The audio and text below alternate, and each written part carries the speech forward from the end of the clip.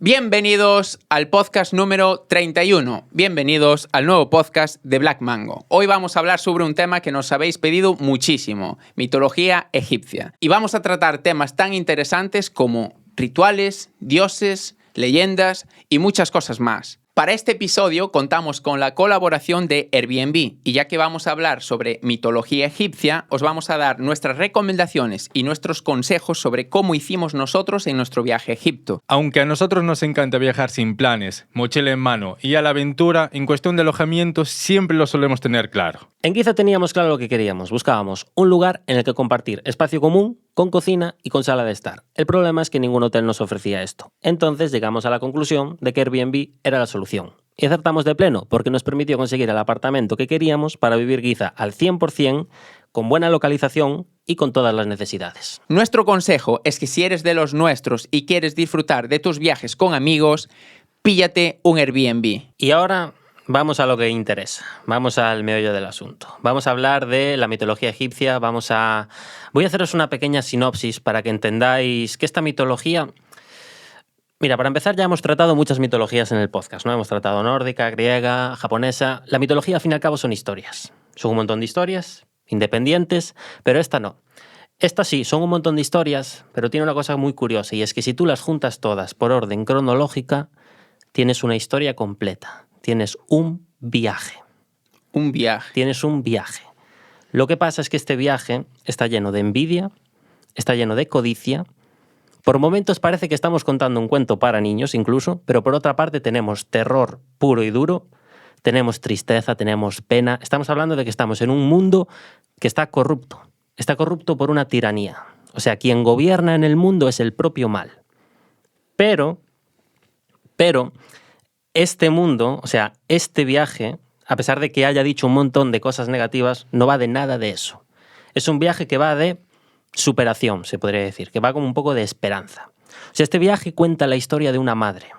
Cuenta la historia de una madre que tiene en su poder la clave para, digamos, curar el mundo y devolverlo a lo que una vez fue el mundo perfecto. ¿Ok? Sí. Eso es la sinopsis de este viaje de la mitología egipcia. Pero antes de nada, antes de llegar a todo esto, porque para llegar a esto aún queda un poco, vamos a contar el origen. Vamos a contar lo que es la creación del mundo, vamos a contar cómo surgieron los primeros dioses, pero lo voy a hacer de una forma muy curiosa. Normalmente yo llego aquí, cuento mi historia y vosotros estáis aquí sentados tranquilamente escuchando cómo se crea todo. Pues no, hoy lo vais a vivir. Hoy vamos a ser parte de la experiencia. Hoy lo vais a vivir, vais a ser parte de la experiencia. Os voy a agarrar de la cabeza, cual muñequito de Google Maps, ¿ok? Y os voy a llevar hasta el origen de todo y una vez ahí os voy a soltar. Viva. ¿Ok? Y en el momento en el que estáis cayendo no veis absolutamente nada. Es una oscuridad pura. Es la oscuridad del universo. ¿Ok? No veis nada, pero va a llegar un momento en el que sí que vais a notar que caéis en agua. Y vais a empezar a sumergiros. Y en el momento en el que estáis cayendo y estáis recuperándoos, vais a intentar abrir los ojos y vais a ver que hay pequeñas chispas de luz. Y estas chispas os van a servir para orientaros. Vais a saber dónde está la superficie y dónde está la profundidad. Así que vais a empezar a nadar hacia la superficie. Pero aquí pasa una cosa muy curiosa. Mientras estáis intentando llegar a la superficie, vais a notar como que alrededor vuestra hay un montón de ráfagas. Hay como elementos, cosas que no sabéis qué son, que van a toda velocidad y parece como que os intentan mover, pero no chocan con vosotros en ningún momento. Es un dato curioso, ¿vale? Entonces llegáis a la superficie y ahora tendréis que orientaros. Resulta que cuando llegáis, gracias a esas pequeñas chispas de luz que están debajo del agua, podéis ver que alrededor vuestra hay un océano. Es un océano aparentemente infinito. Y eso es lo que fue en un inicio el origen. Un océano infinito. Y encima vuestra, donde caísteis, la oscuridad del universo. No hay absolutamente nada. Ni cielo. No hay nada. Está todo debajo del agua. ¿Vale? Los únicos movimientos que hay son debajo del agua. ¿Qué pasa? Yo os he colocado aquí en el lugar y en el momento exacto. Porque aparentemente el océano está en calma, ¿no? Pero a los pocos segundos de ubicaros vais a ver que las olas se están empezando a mover y por ahora son suaves, pero a los pocos segundos van a más y van a más y va a llegar un momento en el que hay un oleaje bastante tétrico y os empezáis a intentar, o sea, estáis intentando sobrevivir para no ahogaros, básicamente. Así de fuerte. Así de fuerte. Y vais a empezar como incluso debajo, la gente que tenga talasofobia que no vea esto, o sea, Sí, porque sí. vais a notar como que debajo vuestra está temblando algo. Parece como que está emergiendo algo de en medio del océano. Y justo está emergiendo encima vuestra. Ese es Debajo debajo, nuestra. prácticamente lo notáis como si estuviera debajo vuestra. Entonces, ese oleaje tan fuerte, está vibrando todo y entonces de repente empezáis a ver como si del océano saliera como una especie de superficie de tierra. Ujú. Pero lo curioso es que parece que va de forma piramidal. Y esta superficie piramidal se conoce como una colina, ¿vale? Es una colina, bueno, la colina que nosotros Sí. conocemos, pero de forma piramidal, que empieza a surgir del océano y justo en la punta de la colina veis que parece que hay algo, o mejor dicho, alguien. Parece que tiene una figura humana. Lo que pasa es que sale con un montón de luz que no conseguís verle la cara. Y ahora sí, esa figura que estáis viendo es en realidad el primer dios egipcio. El primer ser que aparece es un dios. Sí. Y es Hay- egipcio. Sí, es evidentemente. el primer dios egipcio. De hecho, ese océano que os dije, ese océano infinito, tiene un nombre, ¿vale? Se conoce como Nun, N-U-N. Ujú. Y ese ser que está saliendo de esa pirámide se conoce como el dios creador, Atum. Ah. Y esa colina en la que está encima se conoce como el Ben-Ben, o Egipto. Así es. O Egipto. Le podéis llamar incluso Egipto, es una forma correcta. Pero el nombre primordial, original, es el Ben-Ben. ¿Vale? Entonces vosotros vais a ir hacia el Ben-Ben y una vez estáis en terreno firme, en terreno de superficie, os vais a sentar ahí y ala. No os vais a mover, porque ahora empieza la historia. Ahora empieza la historia. Ahora empieza la historia de la creación del mundo. Y los que están en casa, que se imaginaron seguramente todo esto, están con nosotros viéndolo. Exacto. Entonces, ¿cómo continúa? La historia de la creación del mundo comienza de la siguiente forma. Se dice que cuando Atum observó todo el panorama que había delante suya, toda la soledad del universo, experimentó la primera emoción, la soledad. Se sentía solo y a nadie le gusta sentirse solo. No. Así que lo que hizo fue crear la vida. Y para eso creó a sus dos primeros hijos. Shu, que se conoce como el dios del viento, que lo escupió, y Tefnet, la diosa de la humedad, que la vomitó. Y aquí voy a poner un paréntesis porque hay dos versiones. Y hay una que se dice que también se creó otro dios de sus labios, que se conoce como Tot, que es el dios de la sabiduría, pero la sabiduría suprema, ¿vale? El más alto de la sabiduría. Y luego hay otra versión que dice que en realidad este dios apareció de la nada, que se creó a sí mismo. Vale, Tot no aparece mucho en la historia, pero es importante nombrarlo aquí. Entonces, cuando Atum crea a Shu y a Tefnet, estos dos se encargan de crear básicamente un universo habitable. Claro, un universo habitable para los dioses. Claro, porque hasta este momento, pongámonos en situación, solo están ellos. Solo están dioses. No hay Vosotros nada estáis más. ahí de casualidad. Nosotros estamos observando, pero nosotros no existimos, Exacto, ¿cierto? exacto. Vale. No existís a sus ojos. Exacto, Si no, imagínate. claro. Entonces, crean un universo habitable para los dioses. ¿Qué pasa? Que claro, tenemos el Ben-Ben en el centro, alrededor es todo agua. Ellos se van a ir alejando del Ben-Ben. Entonces va a llegar un momento en el que Atum se va a volver a quedar solo. Entonces va a pasar el tiempo y va a ver que sus hijos no vuelven. Entonces, otra vez esa soledad. Así que lo que hace es arrancarse un ojo de su cuenca y lo va a mandar para buscar a sus hijos. ¿Vale? Ese ojo va a avanzar y claro, va a llegar un momento en el que Atum ya se espera lo peor. Piensa que a lo mejor lo han abandonado. Entonces él recrea otro ojo para ocupar esa cuenca vacía, pero resulta que al poco tiempo de hacerlo puede ver como en la lejanía, como en el horizonte, aparecen tres siluetas, que resulta que son el ojo que mandó Shu y Tefnet.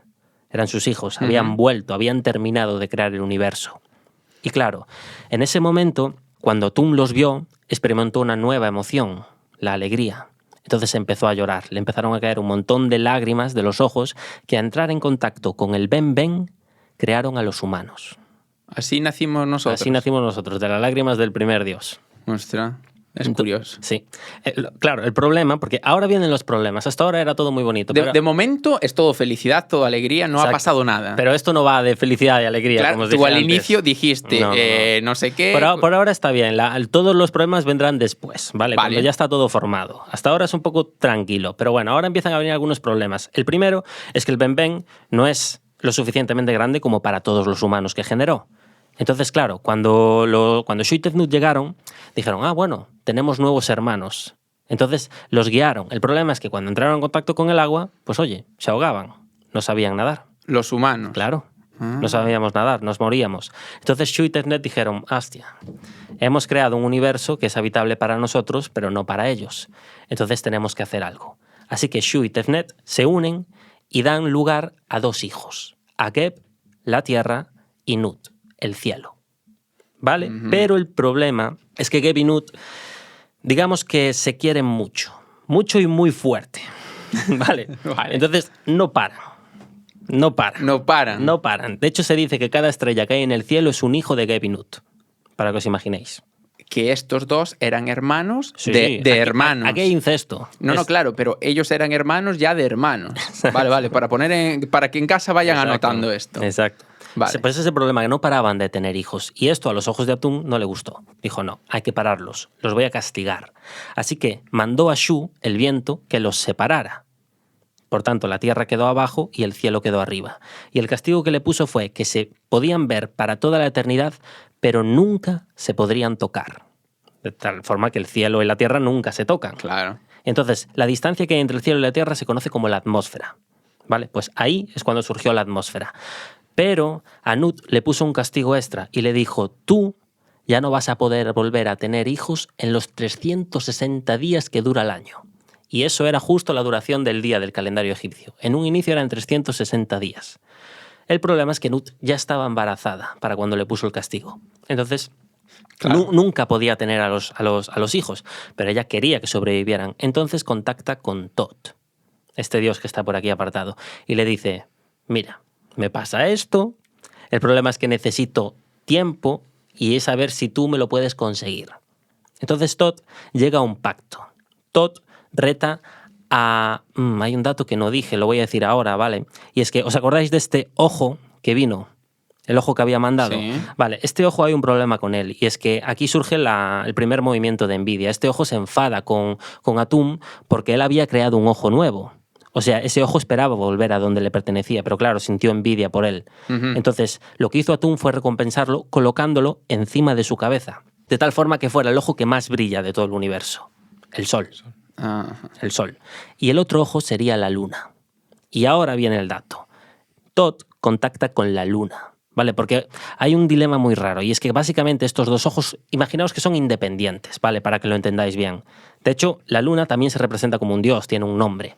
Entonces, Tot contacta con la luna y la reta a una partida de Senet. El Senet es como el ajedrez de la época. Vale, pero ¿qué se juegan? Claro, ahora es lo que se juegan. Tot reta a la luna a una partida de Senet y le dice, si yo gano, conseguiré tiempo que se verá reflejado en 5 días extra al año. Tal forma que tendrá 365 días. Y gana. Entonces, en esos 5 días extra, en este caso, Nut va a poder tener esos 4 hijos, porque estaba embarazada de 4 hijos, ¿vale? Entonces, cuando llega el día 361, tendrá el primero, luego tendrá el segundo, el tercero y el cuarto. Pero, antes de hablar de estos 4, todavía hay un dios que no he nombrado. Y es uno de los dioses más importantes de la mitología egipcia. A vosotros os dicen la mitología egipcia y ¿qué dios se os viene a la cabeza? Ra. Sí. Pues sí, exacto. Como el dios de... Exacto, es como La luz, del sol. Del sol, ¿no? Sí, es como el padre, ¿no? Es como parece que el creador. Pues efectivamente, ¿dónde está Ra? Porque Estaba descansando en ese momento. No, aquí viene un poco complicación, pero yo creo que lo vais a entender perfectamente. Ra lleva aquí en todo momento prácticamente desde que empezamos. Lo que pasa es que, bueno, a Ra, para empezar, se le conoce como el dios del sol, ¿no? Entonces diréis, entonces ese ojo que tiene en la cabeza Atum es Ra. Pues no, ese no es Ra. Ra también se le conoce como el dios creador, pero el dios creador es Atum. Entonces Ra es Atum. Bueno, para no complicarlo, sí, aunque técnicamente no. Es como el tema de Jesús es Dios. Vale. Es complicado. Pues para que la gente no se complique, sí, Ra es Atum. El tema es que Ra tiene muchos nombres. Se le conoce por muchos nombres. Y ahora os los voy a explicar. Porque no solo se le conoce por muchos nombres, también se le conoce por varias formas. ¿Vale? La más conocida, la que nosotros conocemos, es la de la cabeza de halcón. Ajá. La cabeza de halcón, que tiene como un disco solar en la cabeza y curiosamente tiene una serpiente rodeándola. ¿Vale? La serpiente es un animal muy curioso para los egipcios porque por una parte representa la fuerza vital y por otra parte representa la destrucción. Es decir, son prácticamente los extremos. Una Ya. serpiente tanto te puede alegrar la vida como te la quita. Te la lleva. Te la quita.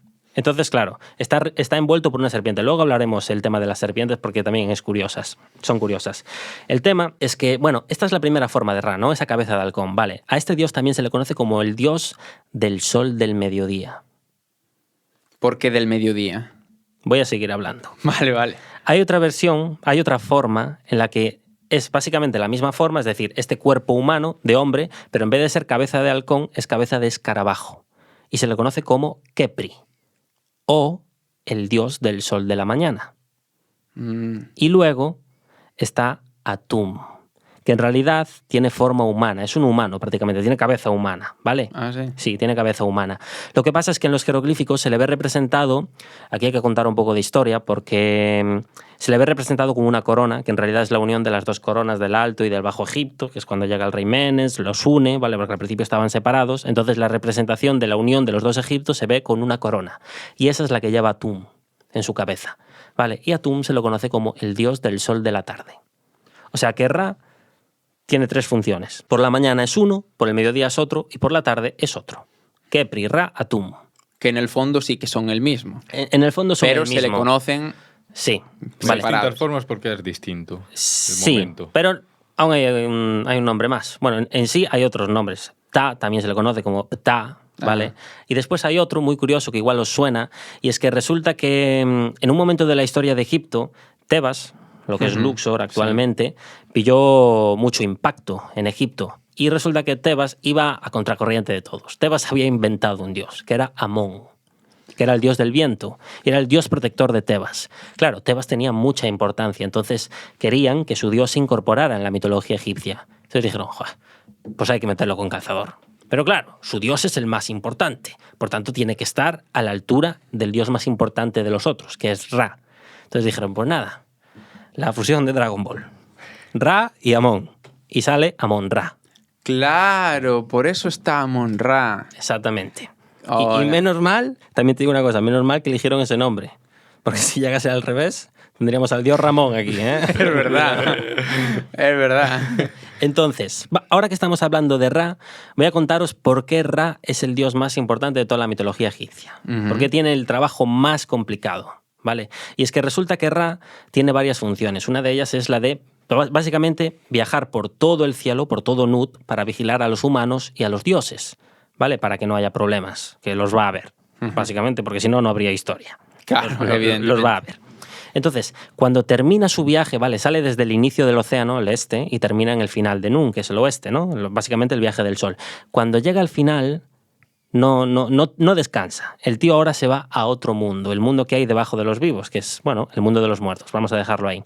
Y resulta que ahí va a tener que pelear todas las noches contra los Sebau. Los Sebau son criaturas que hay ahí abajo.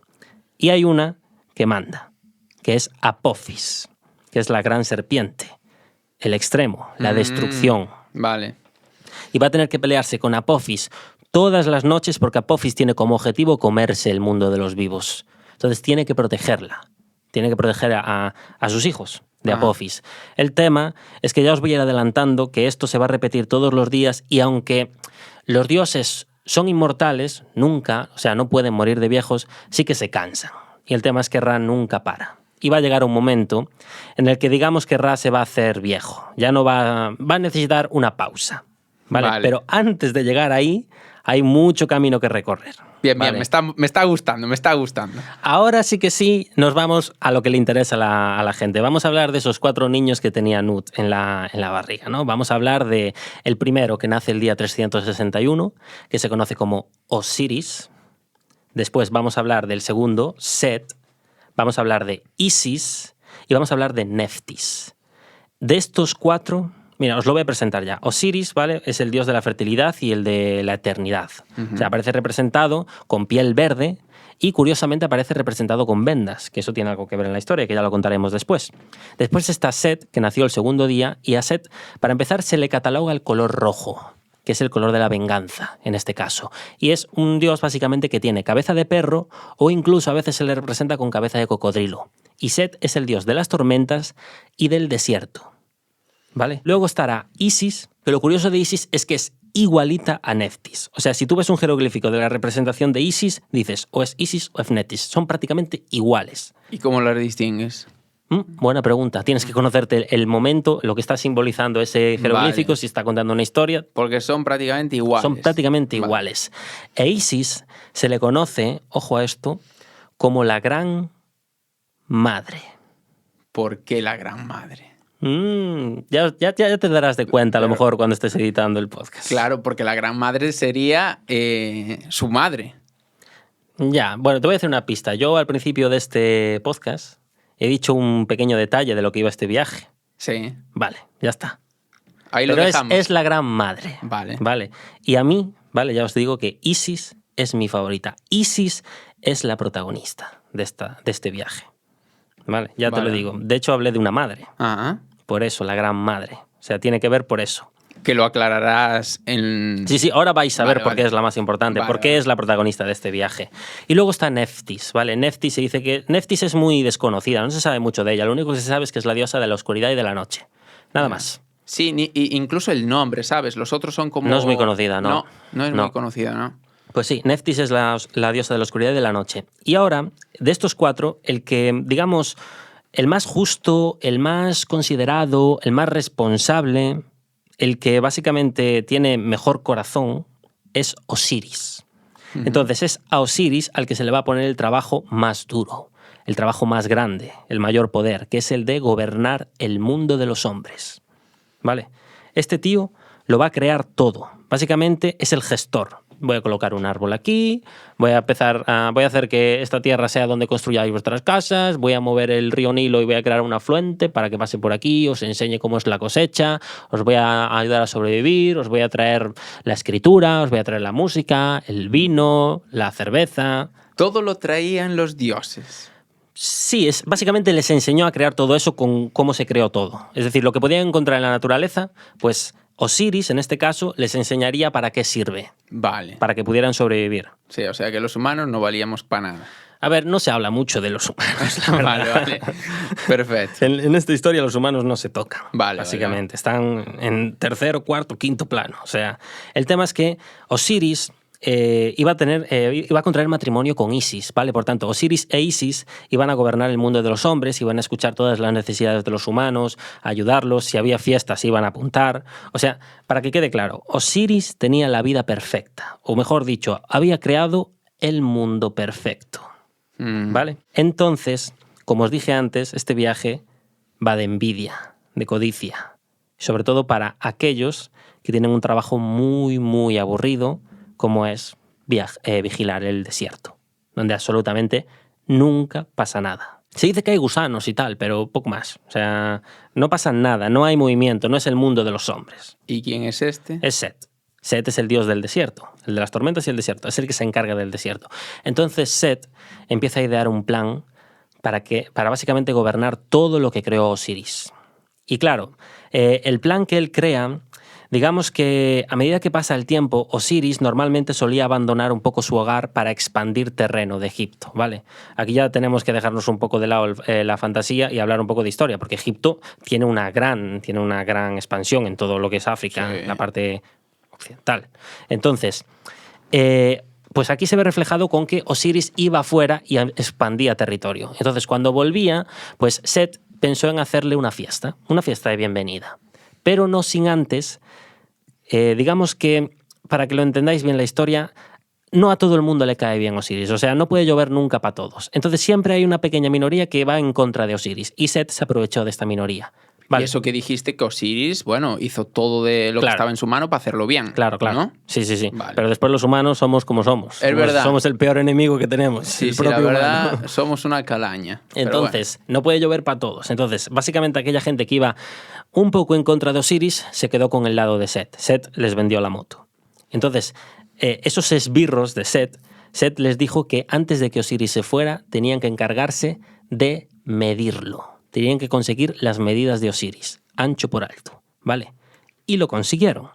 De esa forma, cuando Set tenía estos datos, creó un sarcófago. Un sarcófago a la medida exacta de Osiris. De tal forma que cuando Osiris se fuera y volviera, hizo esta gran fiesta, ¿no? Esta gran fiesta de bienvenida en el gran salón, donde se reunieron todos los humanos, todos los dioses, ¿vale? Set incluido, obviamente.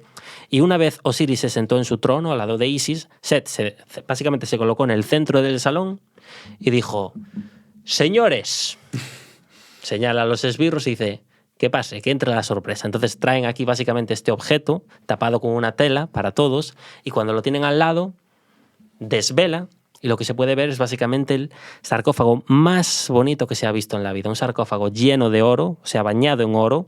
O no, oro puro, ¿qué coño? O sea, Sí, sí, oro lo puro. mejor que hayan visto tus Oro ojos. puro, básicamente. Joyas incrustadas. O sea, ese sarcófago era la envidia de todos. Todo Dios quería ese sarcófago. Pero claro, ahora Set va y dice: esto de aquí no es un regalo. No es para Osiris. Estate quieto ahí. Esto es un premio. Efectivamente, vamos a hacer un juego. Este sarcófago tiene las medidas tomadas de forma aleatoria. Por tanto, aquel o aquella que coincida perfectamente con el sarcófago tendrá la suerte de llevarse a su casa esta maravillosa joya con un valor incalculable. Así que Cuidado. que empiece el juego. Entonces van todos los humanos, uno tras otro, ninguno de los humanos coincide, luego van los dioses. Tampoco. Set dice: joder, voy a probar yo. A ver, Set va, tampoco. Hasta que solo queda uno, claro. Osiris. Queda Osiris. Entonces Osiris dice: vaya, menudo tongo, ¿no? Menudo tongo. Entonces se levanta, se acuesta en el sarcófago y claro, ve que coincide. Oye, perfecto, exactamente. Y él, claro, en vez de alegrarse, se preocupa. Porque dice: esto es raro. Nadie sabe cuánto mido. Y justo este sarcófago, que supuestamente está tomado de forma aleatoria, las medidas coinciden conmigo. Esto es muy raro. Entonces, en el momento en el que está pensando esto, los esbirros salen de la multitud, cierran el sarcófago, Set lo encadena, se lo coloca en los hombros y sale corriendo hacia el río Nilo. Una vez llega a las orillas, lanza el sarcófago y las corrientes del Nilo se lo llevan. De tal forma que vuelve delante de todo el mundo que estaba en shock, sube las escaleras, se sienta en el trono y dice: ahora me toca a mí. Cuidado, madre que lo parió. Y ahora comienza el mundo corrupto, el mundo enfermo, la tiranía de Set, el propio mal. Ujú. ¿Vale? Claro, Isis no es bienvenida aquí. Isis era la mujer Claro, de Osiris. De Osiris. Y Neftis es la mujer de Set, en realidad, también. Ah, ¿sí? Sí, Neftis pilla matrimonio con Set y Osiris con Isis, ¿vale? Ujú. O sea, que están todos casados, básicamente. Y aquí. son los 4 hermanos. También. Vale, vale. Eso tenlo en cuenta para siempre. que la gente lo tenga claro. Cada Eso cierto tenlo en tiempo hay cuenta. que recordárselo. Y ahora comienza el arco de Isis, que es mi arco favorito, ¿vale? Porque Isis tiene la pequeña esperanza de encontrar a Osiris a tiempo y sobre todo con vida, ¿vale? En principio, yo os dije antes que los dioses son inmortales, no pueden morir de viejos. Pero, bueno, vamos a ver qué pasa. Claro, ¿no? pero el otro, en teoría, no lo habían matado. Simplemente lo habían encerrado y Lo tirado. habían encerrado y lo habían al tirado Nilo, ¿no? al Nilo y las corrientes se lo llevaron. Entonces Isis pone rumbo por todo Egipto, por todos los pueblos de Egipto, por las ciudades de Egipto, con la idea de poder encontrar alguna pista sobre el sarcófago, porque este sarcófago no se vio nunca más. Nadie supo nada de ese sarcófago, solamente lo supo ella porque lo vio. Claro. Y la gente que estaba allí, pero en las ciudades nunca se escuchó nada de un sarcófago. Entonces, mientras va de pueblo en pueblo, resulta que llega a un pueblo y se lleva una sorpresa que no conocía. Resulta que escucha un rumor de que había un montón de perros salvajes, un montón de perros callejeros que daban problemas en el pueblo. Pero había una cosa curiosa y es que parecía que uno de los perros era mágico. Y Isis dice: mágico. Entonces, Isis resulta que había escuchado una vez que un rumor de que Neftis había tenido una relación con Osiris. Supuestamente Neftis se había hecho pasar por Isis una vez, ¿vale? Porque quería saber lo que era experimentar la grandeza. Set no tenía nada en aquel momento, todo lo tenía Osiris. Entonces se hizo pasar por Isis, tuvo una relación con él de noche engañándolo y quedó embarazada. Y supuestamente ese hijo, ese rumor de ese hijo, lo abandonó. Porque claro, si es verdad, Set va a preguntar. Dice, oye, ¿dónde salió este hijo? ¿No? Claro, Entonces, claro. Entonces supuestamente lo dejó abandonado. Entonces pensó, ¿y si a lo mejor esto tiene algo que ver con eso? Entonces decidió quedarse en el pueblo para ver de qué trataban esos perros callejeros y esa magia de la que hablaba la gente. Y resulta que justo esa noche aparecieron un montón de perros callejeros salvajes cruzando toda la ciudad, llevándose, pues, destrozando los mercados, llevándose la comida, tal. Y pudo fijarse que en medio de la manada había uno de color negro que le llamó mucho la atención. Estaba como muy bien cuidado, no parecía de la calle. Entonces los siguió. Y resulta que cuando encontró su madriguera, su escondite, pudo ver cómo ese curioso perro de pelaje negro se convirtió en un humano. Un humano con cabeza de perro. Aunque aparentemente no era de perro. Dijo, eso no es un perro. Es un chacal. Es un chacal. Entonces dijo, anda. O sea que el rumor de ese supuesto hijo de Osiris era cierto. Entonces Isis lo que hizo fue adoptarlo. Y lo nombró Anubis, ¿vale? Y aquí viene uno de los dioses más famosos de la mitología egipcia. ¿Por qué es tan famoso? Pero después, o sea, porque básicamente a la gente le encanta lo edgy. Le encanta todo el tema de el mundo de los muertos. Entonces, básicamente es lo que más mola de esta mitología egipcia. Ese mola mucho. Sí, de ese hablaremos después de él. Y es muy conocido. Sí. Y en las películas también es muy, muy bien a mí representado. Me encanta. Sí. El tema es que Anubis, aquí hay un dato curioso que os va a gustar. Anubis, como Isis lo adoptó, ¿vale? A pesar de no ser su hijo, lo adoptó y lo cuidó hasta que creciera, Anubis le recompensó cuidándola allí a donde fuera. De la misma forma que un perro cuida a su dueño. Hostia, tío. Y esta es una de las anécdotas de los viajes de Isis. Ahora vamos a pasar a la segunda, que es la más importante, y es la historia del gran árbol del rey. ¿Vale? Y es que resulta que cuando llegó a una de las grandes ciudades había un rey que la gobernaba, ¿no? En su palacio, y resulta que, claro, ella ya venía de estar en pueblos y ciudades y nada, ¿no? Seguía sin encontrar ese supuesto sarcófago. Y resulta que cuando pasó por esta ciudad, pasó al lado de unas señoras que estaban como rosmando algo, hablando algo, entonces puso un poco la oreja cuando pasó, ¿no? Entonces pasó y escuchó algo así como bla, bla, bla, bla, bla, bla, bla, árbol, bla, bla, bla, bla, mágico, bla, bla, bla, sarcófago. Y dijo, hostia, para. Vino para atrás y dijo, mira, perdona, has dicho algo de un sarcófago. Y entonces la señora le dijo, claro, la leyenda de la ciudad. ¿Cómo? ¿Qué leyenda? ¿No sabes la historia del sarcófago que lo vio aquel ciudadano, que vio cómo se lo llevaba al río y que cuando lo siguió se fijó que se había quedado estancado en un pequeño arbusto? Pues sí, resulta que ese supuesto sarcófago se quedó estancado en un pequeño arbusto y creemos que es un sarcófago enviado por los dioses porque ese arbusto empezó como a coger energía vital del sarcófago y empezó a crecer. Era un arbusto que estaba condenado a morir a pesar de estar al lado del río Nilo, no crecía, no sabíamos por qué no crecía, lo habíamos plantado pero no crecía. Entonces, cuando quedó estancado ese sarcófago entre las piedras al lado del arbusto, misteriosamente el arbusto empezó a crecer y cogió la forma de un árbol. Y cada vez ese árbol, ese tronco empezó a aumentar de tamaño, se empezó a engullir el sarcófago, de tal forma que incluso ese sarcófago está dentro del árbol. Y el árbol llegó a tener un tamaño tan grande que era como motivo de turismo en esa ciudad. O sea, era muy famoso ese árbol. Entonces el rey decidió llevárselo para su gran salón y colocarlo como objeto decorativo. Y se dice que ese sarcófago es el corazón del árbol. Entonces Isis dijo, vale, por fin, ya lo tengo. Entonces, claro, Isis dice, vale, ahora tengo que entrar en el palacio. ¿Cómo lo hago? Bueno, muy fácil, eres una diosa, eres preciosa. Entonces lo que hizo es coger aspecto humano, vestirse de blanco, endiamantada, con unas joyas súper bien pulida. Sí, cosméticos, todo en plan, y de tal forma que llega a las puertas del palacio y es la envidia de todos. Y da la casualidad de que la reina la ve y tiene envidia de ella. Entonces la invita a pasar para ver si le revela, yo que sé, algunos tratamientos o algo, porque ella también quería ser igual de guapa, igual de bella que ella. Entonces resulta que cuando Isis está entrando al gran salón, efectivamente, el gran árbol estaba detrás del trono del rey. Entonces dice, vale, lo tengo aquí, menos mal. Pero sí se fijó una cosa, y es que los príncipes, los hijos del rey y la reina, había uno que aparentemente estaba enfermo. Entonces Isis ideó un plan. Dijo, vale, voy a hacer lo siguiente. Voy a hablar con ellos y les voy a decir que ese hijo suyo está enfermo y tiene una enfermedad que es incurable y que solo yo la puedo curar, pero con una condición, que nunca se me juzgue. No se me puede juzgar la forma en la que lo estoy curando y quiero que lo haga en oculto, es decir, no quiero que nadie me vea.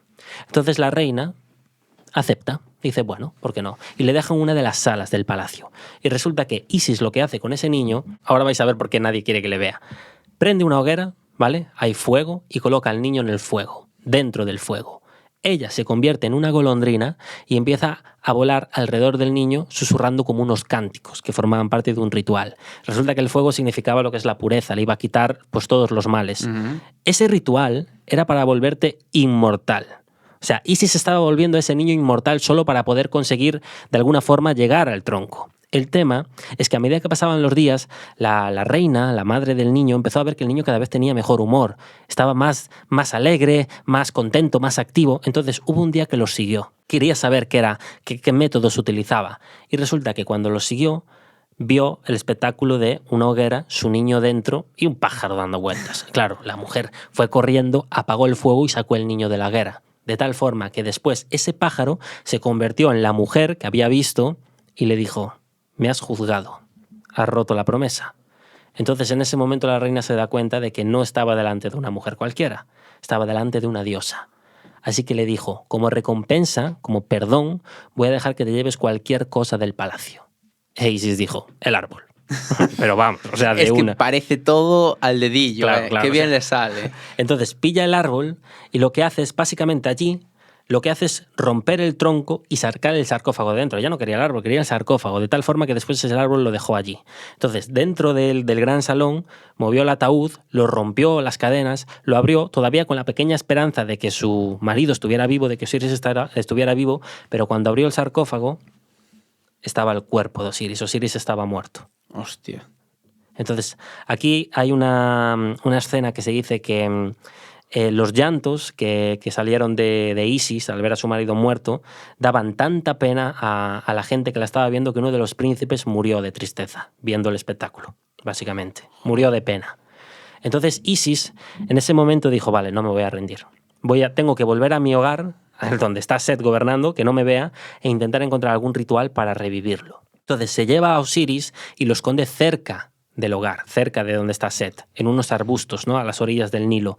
Entonces consigue entrar, pero claro, aquí hay un dicho, y es que se dice que las arenas del desierto esconden secretos. Y yo creo que esto lo que significa en realidad es que si tú cuentas un secreto en el desierto, las arenas lo escuchan. ¿Y quién es el dios del desierto? Sí. Set. Por tanto, todos los secretos que digas en el desierto van a llegar a oídos de Set. Así que en algún momento Set escuchó que Isis tenía a Osiris y que se lo estaba llevando cerca para encontrar la forma de revivirlo. Por tanto, Set dijo, vale, voy a ponerme a mirar por los alrededores. Y tuvo la suerte de que encontró el cuerpo de Osiris. Entonces lo que hizo fue dividirlo en 14 partes. Y lo repartió por todo Egipto. De tal forma que cuando Isis llegó, el cuerpo no estaba. E Isis se acabó enterando de lo que hizo Set. Así que dijo, nada, otra vez, a buscar a mi marido. Madre mía, pero eran 14 Claro, partes. ahora tenía que encontrar todas las partes. Obviamente Anubis le iba a ayudar durante todo ese viaje. Entonces se recorrió todo Egipto, ¿vale? Buscando las partes. Y ojo, porque acabó encontrando 13 de 14 partes. Solo le faltó una, que supuestamente era imposible de encontrar porque se la había comido un pez. Y vaya por Dios que esa parte que faltaba era su pene. Joder. Era su aparato reproductor, básicamente. La parte más importante, oye. Entonces Isis dijo, vale, no pasa nada. Yo voy a crear un molde. Voy a crear un molde mágico para ocupar ese puesto. De tal forma que cuando tenía todas las piezas, se acercó a un lugar oscuro, secreto, juntó todas las piezas y, claro, ella ya había vuelto con el ritual. Ella ya sabía el ritual cuando fue al hogar. Entonces empezó a hacer el ritual. El ritual funcionó, pero no funcionó para siempre. O sea, durante muy poco tiempo consiguió revivir a Osiris. Y lo que hizo durante ese poco tiempo fue aprovechar el tiempo perdido. Tuvo una última relación con Osiris, haciendo que cuando muriera, al menos ella se hubiera quedado embarazada de Osiris. Y aquí llega Anubis, porque Anubis lo que va a hacer es, Yo me sé otro ritual. Me sé el ritual de momificarlo. Porque Anubis, si yo lo momifico, no va a estar vivo en el reino de los vivos, pero sí lo va a estar en el otro reino. Por tanto, Anubis podrá vivir. Y a lo mejor en algún futuro lo puedes llegar a ver. Entonces hacen la momificación, y ojo a esto, porque después hablarás tú de la momificación, pero el primero en ser momificado es Osiris. Es por eso que en los jeroglíficos aparece con vendas, porque aparece la representación de Osiris momificado. O sea que Anubis ayuda a Isis a momificar a... Sí, básicamente a poder revivir a su marido, pero de una forma que, bueno, no le vale de mucho, pero al menos ella sabe que está vivo en otro lado. A Osiris. Claro. Y ahora vamos a hablar un poquito más de Anubis. Sí, tú preguntaste antes por qué es tan famoso Anubis. A mí me gustaría recalcar que sobre todo es famoso por su apariencia física, porque tiene esa cara de un chacal, ¿sabéis? ¿Pero por qué tiene cara de chacal? Porque en el antiguo Egipto los chacales como que atacaban los cementerios, desenterraban los cuerpos de los muertos, se llevaban los huesos. Sí, y eso era muy típico, es verdad, porque a los faraones y todo esto los enterraban con sus objetos más valiosos. Por tanto, Claro, saquear pero tumbas era muy... Los faraones estaban más protegidos, ¿no? Sí, pero bueno, tú... Los chacales a lo mejor pillaban a los pobres diablos. Los chacales iban a todo, eran carroñeros en ese momento. Entonces desenterraban todos los huesos que había por ahí con sus pertenencias, y eso en aquel momento los egipcios, los humanos, lo veían mal, porque realmente eran como algo malo. Pero esto, por ejemplo, fue cambiando con el paso de los tiempos, porque empezaron a pensar, empezaron a ver lo bueno en lo malo, ¿vale? Entonces cogieron la figura del chacal, de la cara del chacal, y empezaron a ponerlo como algo bueno, algo que protegía los cementerios, el protector. Y de ahí salió su cara de chacal, con cuerpo de humano. Después, por otro lado, está el color negro, que dijiste antes que tenía un color negro. Y el color negro en la cara de Anubis representa las tierras fértiles de Egipto. Después también me gustaría decir, ¿de qué era Dios Anubis? De la momificación. Sí. Sí. ¿Y los muertos o algo así? También. Fue un dios de los muertos, pero también de la momificación. Y es que él iba a llevar a cabo este curso todo el rato, pero no lo iba a hacer él. Él era muy listo porque a él le gustaba muchísimo supervisar toda la escena en todo momento.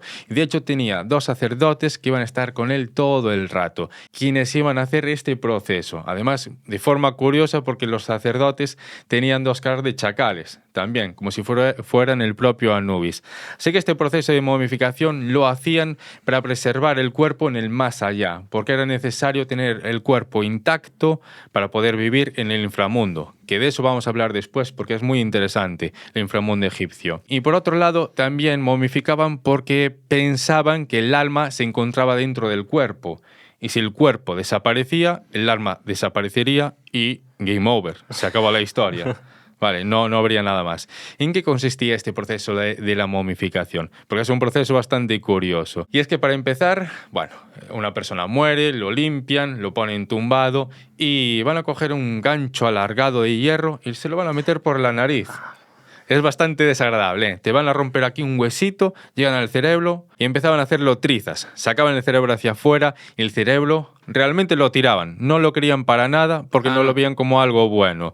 Sin embargo, lo que sí veían buenos eran los órganos. Entonces tenían que sacarlos, todos menos el corazón, que el corazón es donde residía este alma, esta parte tan importante para ellos. Vale, así que para sacar los órganos hacían 2 cortes en la barriga y empezaban sacando todos los órganos. ¿Y dónde los iban a guardar? En 4 botijos que se llaman los vasos canopos, que cada uno de ellos iba a guardar. Uno en el intestino, otro el estómago, otro los pulmones y otro el hígado. Vale, y estos 4 vasos iban a estar protegidos por los 4 hijos de Horus. Y por eso algunas veces se ven en algunas representaciones como unos tarros bastante grandes, de hecho, y una cara de como un dios. Y de ahí viene esa historia. Después, por otro lado, Anubis era como el guía de los muertos, el dios de los muertos. Y es una persona que cuando tú morías te iba a acompañar en todo momento en tu viaje por el Duat. De hecho, lo ves en el principio y lo ves al final si consigues pasar todos los desafíos, si llegas al juicio de Osiris. Vale. Y Eso. tanto que mencionas el Duat. Sí. ¿Qué es el Duat? Vale, bueno, aquí ya entramos en otro terreno bastante Pantanoso. pantanoso, complejo. Y vamos a entrar en uno de los libros más misteriosos de toda la historia de Egipto, que es el Libro de los Muertos. Y esto no es un libro como tal, sino que más bien es una guía de cómo sobrevivir en el Duat, en el inframundo. Y es que ellos creían en una vida después de la muerte, pero no en una vida terrenal, sino en el inframundo egipcio. Y por eso necesitaban esta guía para pasar todos los desafíos que se iban a encontrar una vez que estaban allí, que van a ser bastante complicados. Porque una vez que una persona llegaba al Duat, nos iba a estar esperando a Anubis. Nos iba a dar la bienvenida, nos iba a hacer una ceremonia y nos presentaba el lugar, que era como un mundo nuevo, un mundo aparte, que por ejemplo... Eso era el Duat. Eso es el Duat. Que es como, para que la gente que nos está viendo lo entienda, es como, no es el infierno. No. Es lo que viene antes del... No es el infierno, no. Es Es como un mundo aparte, el mundo de los muertos. Vale, es el mundo de los muertos. El Duat es el mundo de los muertos. Exactamente, el mundo de los muertos. Ya te digo yo que aquí el infierno no existe. No Vale. es como para nosotros. Solamente que el mundo de los muertos es un lugar hostil, un lugar difícil, un lugar complicado. Porque tú, por ejemplo, miras a la izquierda y vamos a ver un desierto superárido, caluroso, que va a estar custodiado por un guardián. A la derecha vamos a ver una montaña que tiene una cascada que da a un profundo lago, que va a estar custodiada por otro guardián. Nos vamos a fijar que por el cielo, es algo que tú comentaste antes, hay una pelea todas las noches entre Apophis y Ra. Porque Apophis es como el que lleva el caos, el desorden, la oscuridad. Y Ra lleva la vida, la luz. Y Apophis lo que busca es como sumergir el Duat en una oscuridad eterna, y por eso están luchando todas las noches. De hecho, un dato curioso es que supuestamente el cielo oscuro que vemos nosotros de noche, en realidad no es esa oscuridad, no es del universo, se dice que es como niebla que echa Apophis, ¿vale? Para debilitar los rayos del sol de Ra. O sea, que estamos viendo como si fuera humo, pero como si fuera humo muy, muy, muy denso, y lo produce Apophis, en realidad. También se comenta que a veces, como curiosidad, Apophis consigue tragar a Ra y por eso se producen estos eclipses en la vida real. Por eso. Vale, entonces tú llegas allí, al Duat, que es el inframundo. El mundo de los Tú muertos. llegas allí, yo llego allí, ¿qué pasa? Te da la mano a Anubis y te da la bienvenida junto a tu guía de los muertos, ¿vale? Que es tu guía, va a ser tu guía en ese recorrido. Al principio, como primera fase, te vas a encontrar un río lleno de lava, que no vas a tener ni idea de cómo pasarlo. Entonces, si recurres a tu guía, al igual lo das pasado. Para esto habrá que rezar, echar unos cánticos que invocarás a Ra, que se acercará en su barca solar y te hará que lo pases muy fácilmente. Pero esto solamente lo sabrías si tienes el libro. Que el libro, como curiosidad, no se lo hacían a todo el mundo, porque había que tener mucho dinero. Si tenías poco dinero, no te lo harían, no tendrías probabilidades de sobrevivir. Al final, este recorrido todo daría como destino final el Aru, el paraíso. Es la gracia, ¿vale? Vale. Así que continuamos por este destino y nos vamos a encontrar con una puerta que está llena de serpientes por todos lados. Lo mismo, tenemos que echar un hechizo para petrificar esas serpientes. Y así van a ser todos los pasadizos de ese Duat, todo con hechizos que aparecen en el libro de los muertos.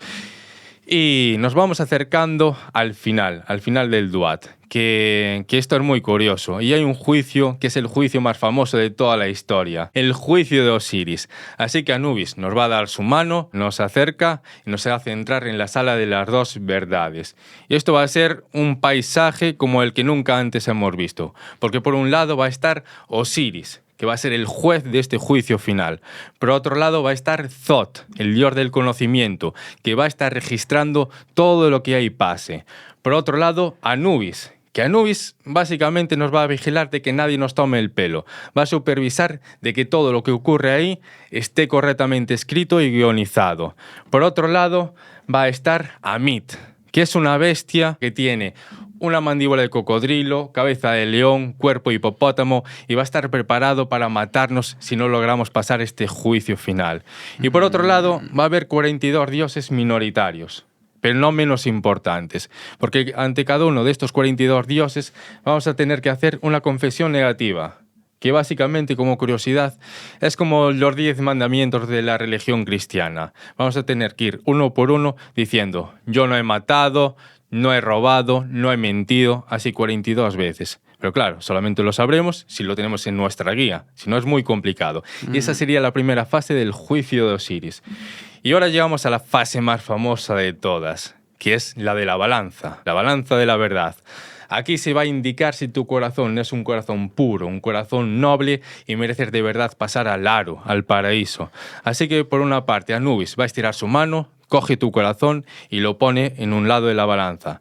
Por otro lado va a coger la pluma de Mat, que es el dios de la justicia, y lo va a poner en la parte de la izquierda.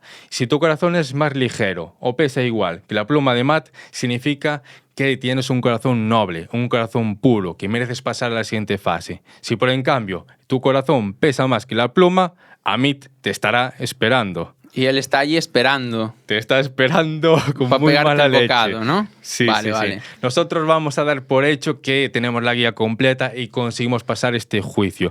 Así que llegamos al aro, al paraíso egipcio, que también se encuentra dentro del inframundo. Vale, todo está dentro del inframundo. Por allí podremos ver a Osiris caminando, haciendo su vida normal. Y este es un sitio curioso, porque, por ejemplo, no van a tener hambre, no van a tener sed. Pero en cambio sí que van a tener que hacer cosechas, porque para ellos el paraíso es como un Egipto fértil, lleno de cosechas, lleno de vida. Pero al mismo tiempo os estaréis preguntando por qué aún así hacen cosechas si nadie tiene hambre allí. Vale, una pregunta súper curiosa. Y es que la cosecha, la recolección, como significa el ciclo de la vida y el ciclo de la muerte dentro del inframundo como tal. Después, si tus seres queridos fueron unos buenos seres queridos, corazón puro, también los podrás ver por allí en todo momento.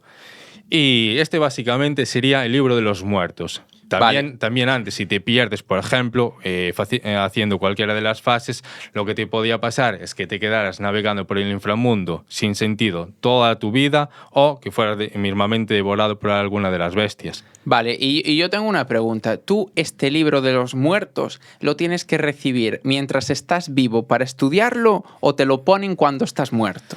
Te lo van a poner cuando mueres. Cuando estás muerto junto a tu tumba, junto a tu sarcófago, lo que sea, te van a meter un libro de los muertos. O sea, que yo voy por allí leyendo. Sí, no hace falta que lo leas antes, entiendo. No. Vale, es mi pregunta. Sí, lo haces en el momento que básicamente todo el libro son como rezos, como cánticos, no tiene mucho misterio. Yo pensaba o tenía mi duda de que tal vez lo tendría que haber estudiado aquí en vida y cuando me muera ya digo, ya sé qué hacer. Pero no, me lo tienen que poner allí. Sí, de hecho, si tenías solamente escritas 10 páginas, tu probabilidad de vida sería nula por completo. Bueno, entonces, si me ponen justo los 10 cánticos que necesito, salvo. Sí. Pero bueno, esta sería la historia del libro de los muertos. Había una pregunta que decían las 12 puertas. Sí. Vale, que básicamente son como que aquí en este duat significa que hay 12 bestias, 12 puertas por las que hay que pasar, 12 bichos a los que vencer. Hay como, exacto, 12 niveles, digámoslo así para que la gente lo entienda. Sí, resumiendo sí, aunque en algún libro se indican que son 13, otro 11, porque no es una guía que sea perfecta, ¿vale? Al 100%. Ya. Sería así. Esta pregunta que nos la hizo un suscriptor, ¿Sí? vale, por Instagram. Que hay que decirlo, siempre lo ponemos en Instagram para que nos hagáis preguntas, las leemos todas y las que no tenemos o nos parecen más interesantes luego las comentamos aquí, ¿cierto? Sí. ¿Y qué sigue? Sí, antes de que te voy a decir una curiosidad, es que el libro de los muertos, o sea, todo esto que estamos contando está escrito en algún lado. Todo esto no solo se saca de las escrituras que hacían en las paredes, de los jeroglíficos. O sea, toda esta información, todos estos textos, básicamente se anotaban del libro de los muertos, del libro de las pirámides, de los sarcófagos. O sea, hay un montón de textos antiguos, ¿vale?, que se encuentran en la famosa biblioteca de Alejandría, o se encontraban. Sí, ¿vale? porque ardió. Después hablaremos de Alejandría porque es muy interesante para hablar de... Pero bueno, eso es al final del podcast, de lo del final, lo que ocurrió al final. Y si no fuera por estos textos, básicamente no sabríamos lo que dicen los jeroglíficos, la piedra de Rosetta también, la famosa piedra. O sea, son bastante importantes para contar lo que estamos contando a día de hoy. La piedra de Rosetta, que ya que la mencionas, explícanos un poco lo que es. Son como diferentes grabados en diferentes lenguas y gracias a eso podemos saber lo que dicen en otras lenguas. Sí, porque resulta que una de las lenguas era como o muy parecida al griego y gracias a los griegos la pudieron traducir y el griego lo conocíamos, después vino el latín y básicamente la fuimos reescribiendo y es por eso que conocemos la historia de Egipto. Vale. Ahora, ¿cómo sigue esto? O sea, ya tenemos terminada la historia de Anubis, ya sabemos lo que pasó con Osiris, claro. Sí, y ya sabemos qué pasa cuando morimos, que me parecía muy importante. Sí, no, es lo que más llama la atención a la gente. Vale, ¿tú qué crees antes de que sigas? ¿Es que toda la gente pasaría las pruebas o no? A ver, supuestamente da igual. No las pasáis. Yo digo que si no las pasas, pero eres malo. Quiero decir, al final es como que solo está condenada a la gente buena. Claro, es que tú date cuenta, tienes que tener la información y al llegar al final ser bueno. Aún así, si tuviste suerte, como quien dice. Esta gente a lo mejor tiene la información, pero son malísimos. Entonces, para fuera. Y además los sarcófagos como que se hacían para blindar todavía más a esa persona muerta. Vale. Hay que llevar chuletas. Exacto. Sí. Entonces, ¿cómo sigue la historia? Nosotros nos habíamos quedado en que Isis había resucitado por un momento a Osiris, pero Anubis hace todo el tema de la momificación y Osiris pasa al reino de los muertos, ¿no? Allí básicamente tiene su nueva vida. Claro, Isis queda embarazada y ese niño que tiene dentro es la clave. Es básicamente el nuevo arco. O sea, ese niño es el futuro que va a resolver todo el problema que hay en el mundo. O sea, ese niño es el que iba a volver al mundo perfecto. Por eso hay que protegerlo con uñas y dientes. Claro, las arenas del desierto esconden secretos. Entonces, Set volvería a conocer un poco más de información, sabría que Isis está embarazada y lo que va a hacer es encarcelarla. La va a encarcelar y se va a olvidar de todos estos problemas. Pero Anubis la va a salvar. O sea, va a conseguir entrar, la va a soltar y entonces Isis va a escapar de allí, Set se va a enterar y aquí viene la persecución. La persecución de Set contra Isis. Isis va a tener que sobrevivir a partir de ahí hasta que no solo dé a luz a su nuevo hijo, sino hasta que ese hijo llegue a la madurez. Llegue a ser lo suficientemente fuerte, lo suficientemente poderoso como para poner final a, básicamente, la tiranía de su tío, de Set. Claro, ¿quién es este dios? Porque claro, es que nos estás aquí haciendo una película. Es muy película. famoso. De hecho, tú lo nombraste antes. Este dios es Horus. Vale. Horus también es uno de los más importantes. ¿Por qué? Porque, mira, para empezar, cuando Isis consigue sobrevivir, ¿vale? Tiene que pasar un montón de pueblos y aquí va a recibir ayudas de varios dioses, porque no todos los dioses están de acuerdo de la forma que tiene Set de gobernar. Incluso Tot, por ejemplo, va a ayudar a Isis. Le va a proporcionar 7 escorpiones que van a servir como guardaespaldas. Allá donde vaya Isis va a ir acompañada de 7 escorpiones y de vez en cuando de Anubis. Y con los escorpiones hay una anécdota, y es que resulta que cuando ella iba de pueblo a un pueblo buscando comida, buscando refugio, agua, entonces ella tenía que encontrar la manera de conseguir dormir en una casa y llegó a un pueblo y resulta que golpeó a la puerta de la casa de una señora que aparentemente tenía dinero y le rechazó porque vio que tenía escorpiones detrás. Y dijo, no, yo no voy a dejar entrar a esos escorpiones porque pueden picar a mi hijo, que es un niño pequeño, y se acabó. ¿Qué pasa? Los escorpiones se enfadaron porque se lo tomaron a mal. Entonces Isis abandonó esa casa y se fue a buscar otra. Encontró otra casa, pero lo que pasó es que durante esa noche los escorpiones quisieron tomar venganza porque los habían juzgado. Claro. Entonces lo que hicieron, 6 de ellos colocaron su veneno en la cola del escorpión jefe. Y ese escorpión jefe, por la noche, se escapó, se dirigió a la casa de esta señora, entró y dijo, sí, ¿no quieres que tu hijo sea picado por nosotros? Pues toma, pum, 7 venenos. Entonces el niño acabó, claro, gritando. Entonces la madre, cuando fue a ver lo que pasaba, vio al niño con todas las venas hinchadas, negras. O sea, el niño parecía que estaba a punto de morir, básicamente. De morir. Entonces agarró el niño en el colo, en los brazos, y salió corriendo por todo el pueblo pidiendo ayuda. E Isis la escuchó. Entonces Isis se levantó, acudió junto de ella, claro, la madre la reconoció, Isis agarró al niño y con los poderes curativos que tiene, lo curó todo el veneno que tenía. Y entonces la madre se dio cuenta de que en realidad le había dicho que no a una diosa. Y lo que hizo fue básicamente, en un inicio pedirle perdón y decirle que podía quedarse todo el tiempo que quisiera en su casa como refugio, además de darle un montón de alimentos, porque al fin y al cabo la mujer tenía dinero, claro. Ropajes, tal. Y básicamente sería así todos los días, escapando de Set, escapando de sus esbirros, hasta que por fin nace Horus. Y ahora va a llega un poco lo que es la parte final, ¿vale? Llega el momento en el que ocurrirá la batalla, pero antes de que ocurra la batalla, Horus necesita más poder. Y ahora tenemos que volver al principio de todo. ¿Os acordáis cuando dije que Ra iba a llegar un momento en el que se iba a cansar y no iba a poder contra Apophis? Pues ahora vamos a volver ahí, ¿vale? Porque resulta que va a haber un momento en el que Ra ya no puede. O sea, no es que no pueda contra Apophis, sino que puede contra Apophis, pero en sus otras funciones ya no puede desempeñar al 100% sus funciones. Por tanto, a lo mejor podíais ver como un día amanecía y al día siguiente amanecía nublado, como que los rayos de Ra no eran tan potentes. Entonces, se pensaba en muchas ciudades que Ra se estaba volviendo viejo. Entonces, eso era motivo de burla. Se burlaban de Ra. Se burlaban de Ra. Se burlaban de Ra. De hecho, a Ra se le llegaba a asemejar con el escarabajo pelotero que iba arrastrando esa bola de estiércol. Entonces, cuando lo veían por ahí, decían, mira, ahí va Ra. Ahí va Ra. Cuidado, no lo pises, porque si no, se acabó el mundo. Entonces, claro, Ra no se lo tomaba bien. Y ahora, esta creo que es mi historia favorita de toda la historia de la mitología egipcia, porque me gusta mucho cómo está representada. Hay dos versiones, ¿vale? Bueno, de hecho hay más, pero yo voy a contar la más completa. Para tomar venganza, Ra tiene una hija, ¿vale? Que se llama la diosa Hathor, que se conoce como la diosa de la belleza. Pero Hathor es como esa zona de confort. O sea, a ti si te pasa algo, esa diosa es multiusos. ¿Cómo así? ¿Quieres ayuda en el parto? Pide ayuda a la diosa Hathor. ¿Te has perdido en el desierto? Pide ayuda a la diosa Hathor. ¿Necesitas un antídoto para un veneno que resulta que te picó un escorpión?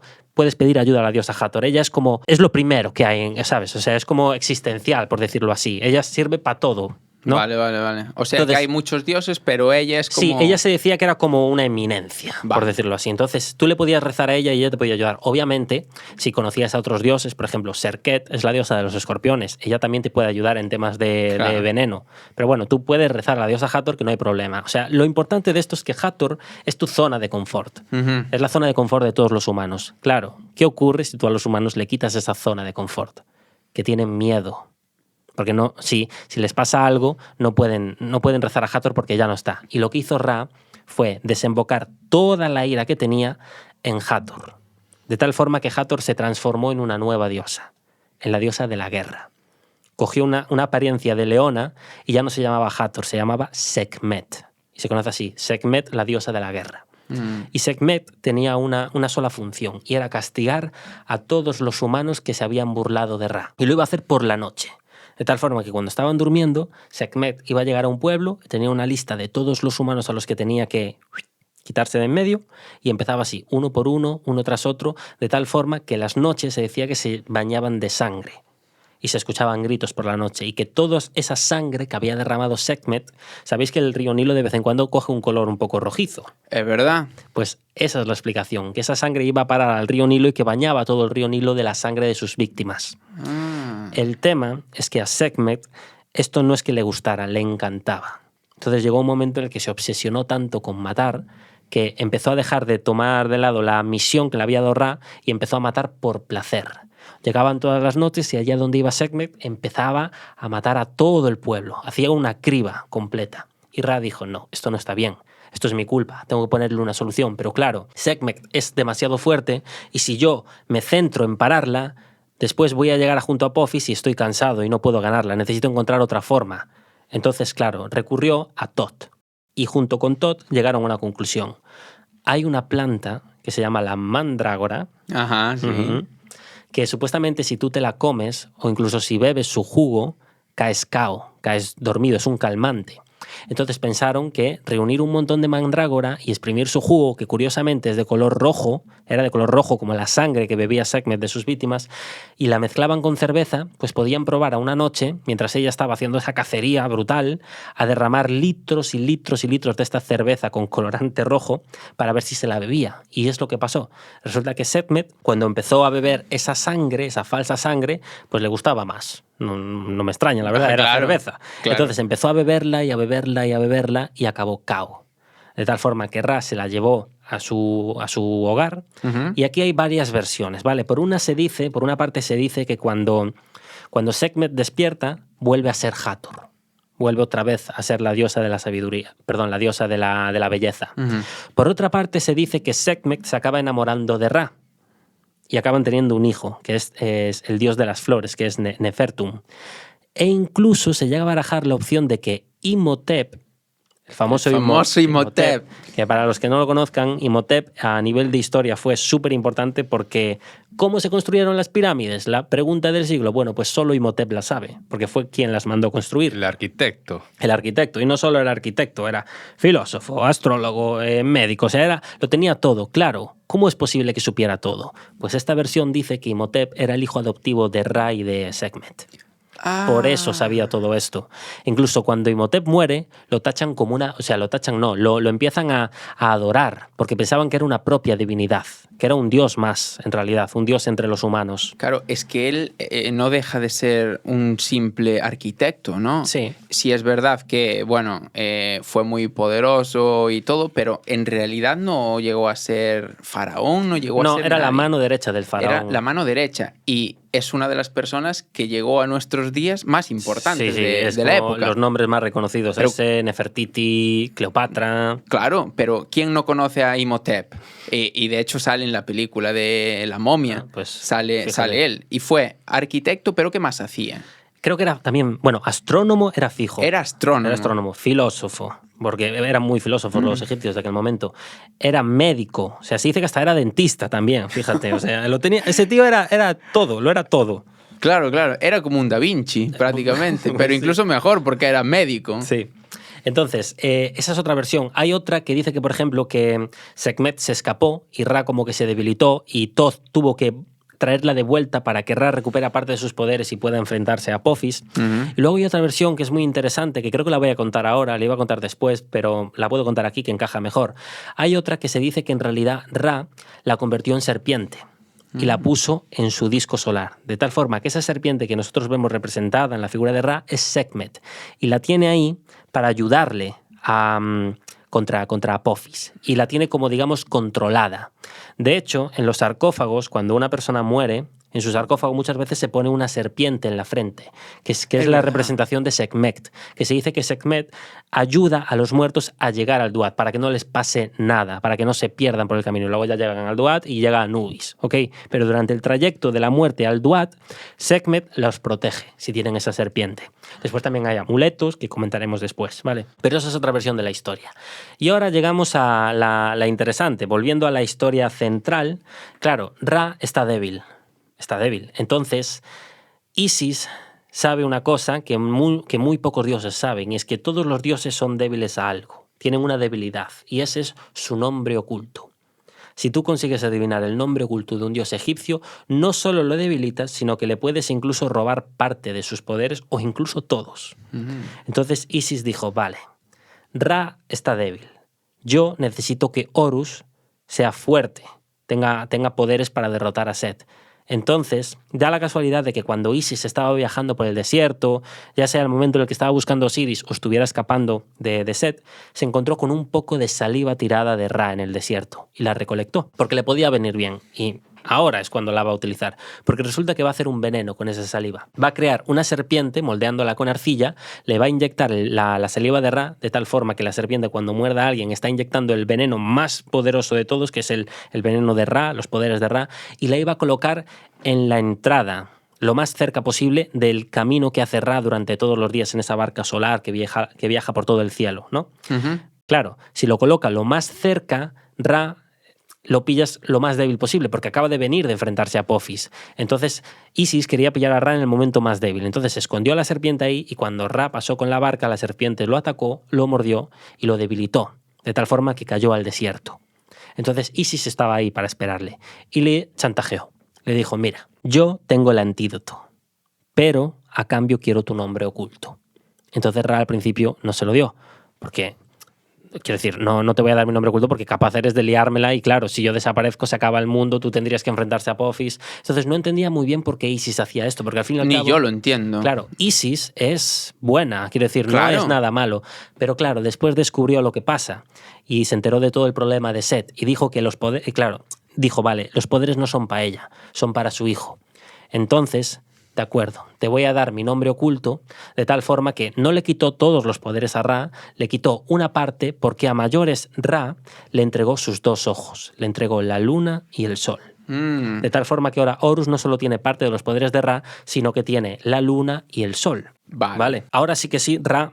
claro, va a tener que seguir enfrentándose a Apophis, pero va a empezar a necesitar ayuda. Vale, ahora Ra ya no va a ir solo contra Apophis, le van a tener que ayudar otros dioses. Thoth, por ejemplo, se va a tener que encargar de cubrir durante el día todas las tareas que hacía Ra, de vigilar el mundo, pues ahora lo tendría que hacer Thoth. Después va a venir otro dios que podemos comentar después, que es Anur, que es el dios león, que le va a tener que ayudar. Hay una diosa que es una diosa gato, también le va a tener que ayudar, porque los gatos, luego hablaremos de por qué los gatos son tan interesantes y tan importantes en Egipto, ¿vale? Porque un gato no se toca en Egipto. Como lo toques, la liaste. ¿vale? Entonces, Ra le va a entregar eso, el sol y la luna. Claro, ahora Horus sí que sí está preparado para enfrentarse a Set, pero por si fuera poco, Thoth lo va a bañar en su magia, ¿vale?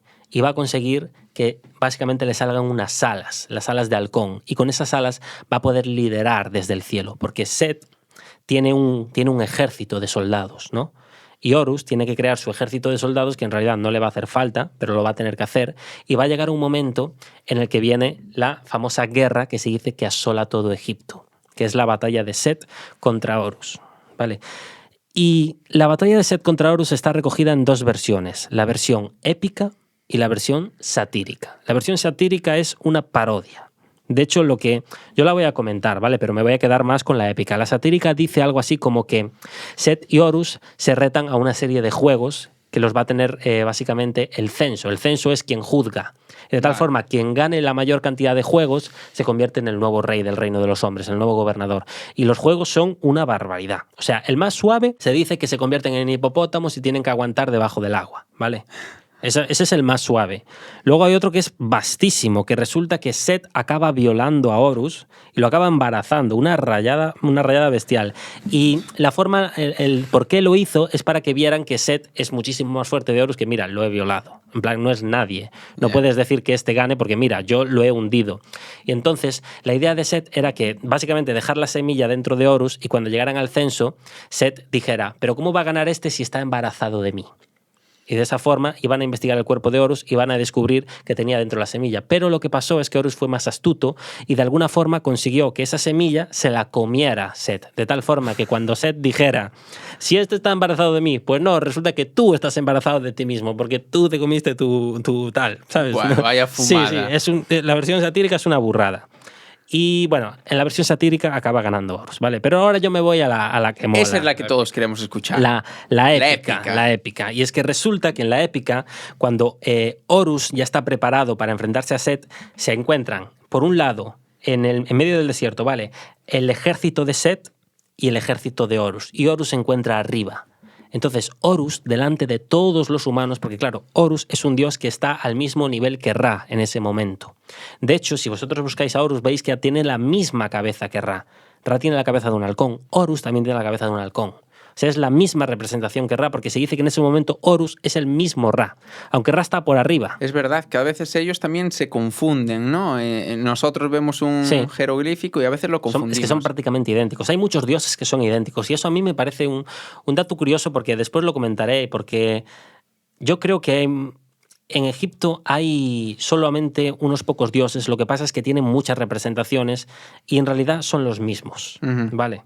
Pero eso lo comentamos después. Cuando Horus está arriba del todo y tiene delante a todo el ejército de Set, Horus los maldice. Delante de todos acaba gritando la frase: vuestros ojos serán cegados y no os veréis. Vuestros oídos serán ensordecidos y no oiréis. Los maldice delante de todos. Y cuando los soldados escuchan esto, acaban como confundidos, acaban como nublados, la mente se le nubla y empiezan a ver y empiezan a notar como si alrededor suya estuviera el ejército enemigo. Entonces empiezan a enfrentarse entre ellos.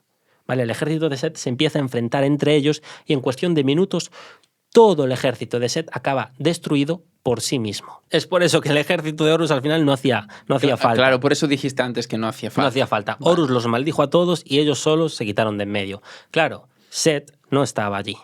Set estaba escondido. Porque Set no puede contra Horus ahora mismo. Set tiene que buscar una manera de debilitarlo. Entonces lo que hace es esconderse. Horus lo busca y cuando lo encuentra, Set escapa y se vuelve a esconder. Y va a ser así durante un montón de tiempo, hasta que llega un momento en el que Horus avanza más en su madurez y entonces Set dice, vale, ahora sí que sí puedo. Entonces Set lo acaba retando en 1 contra 1, pero en una isla apartada de Egipto. Horus acepta. Obviamente, Set eligió esa isla por algo, se la tenía estudiada, iba a jugar sucio, no iba a jugar limpio. Eso ya lo veo venir. Tenía un montón de trampas puestas, pero de todas formas Horus acepta. Entonces, acabarán yendo a esa isla y se dice que la batalla entre Set y Horus acaba durando 3 días. Y claro, todas esas trampas, todo ese juego sucio acababa debilitando a Horus y Set llegó un momento en el que arrancó uno de los ojos de Horus, concretamente la luna. La aplastó en sus manos y acabó lanzando los restos al universo. Pero Thoth fue espabilado y los fue recogiendo a tiempo, de tal forma que los juntó, bañó el ojo y de esa forma se creó la luna llena. ¿Vale? Entonces le devolvió el ojo a Horus, pero claro, el ojo ahora está mejorado. O sea, Horus estaba debilitado, estaba intentando hacer todo lo posible por aguantar. Entonces Thoth le entrega ese ojo, el ojo de Horus, el famoso ojo de Horus. Y entonces Horus recupera sus poderes y literalmente castra a Set. Le arranca los testículos y lo acaba debilitando. Y ahora viene un error. Porque esto pasa siempre en las películas. Cuando el héroe tiene la posibilidad de derrotar al villano, no lo hace. Y luego, aquí pasó lo mismo. Exactamente, pasó lo mismo. En vez de matar a Set, lo acaba apresando, lo acaba encarcelando. ¿Qué pasa? Que Set consigue escapar. De hecho, consigue escapar gracias a Isis. Porque resulta que Set le empieza a comer la cabeza a Isis un montón, diciéndole somos hermanos, no sé qué. Entonces empezó a dialogar con ella, porque ella supongo que era la protectora para que no escapara. Pero el tema es que hablar tanto con ella hizo que Isis sintiera como pena por él y lo acabó liberando. Cuando Horus se enteró, empezó a perseguirlo por todo el desierto. Hasta que por fin lo alcanzó desde arriba, como un halcón, literalmente con su lanza, se lanzó en picado y le clavó la lanza en el cuerpo. Y en ese momento Set murió. Por fin. Por fin. Joder, tardó, y es cuando Horus pone fin a la tiranía de Set y entonces el mundo vuelve a ser el mundo perfecto que era antes. Y ahora solamente Horus lo reinará y haría lo que es el trabajo de su padre, Osiris.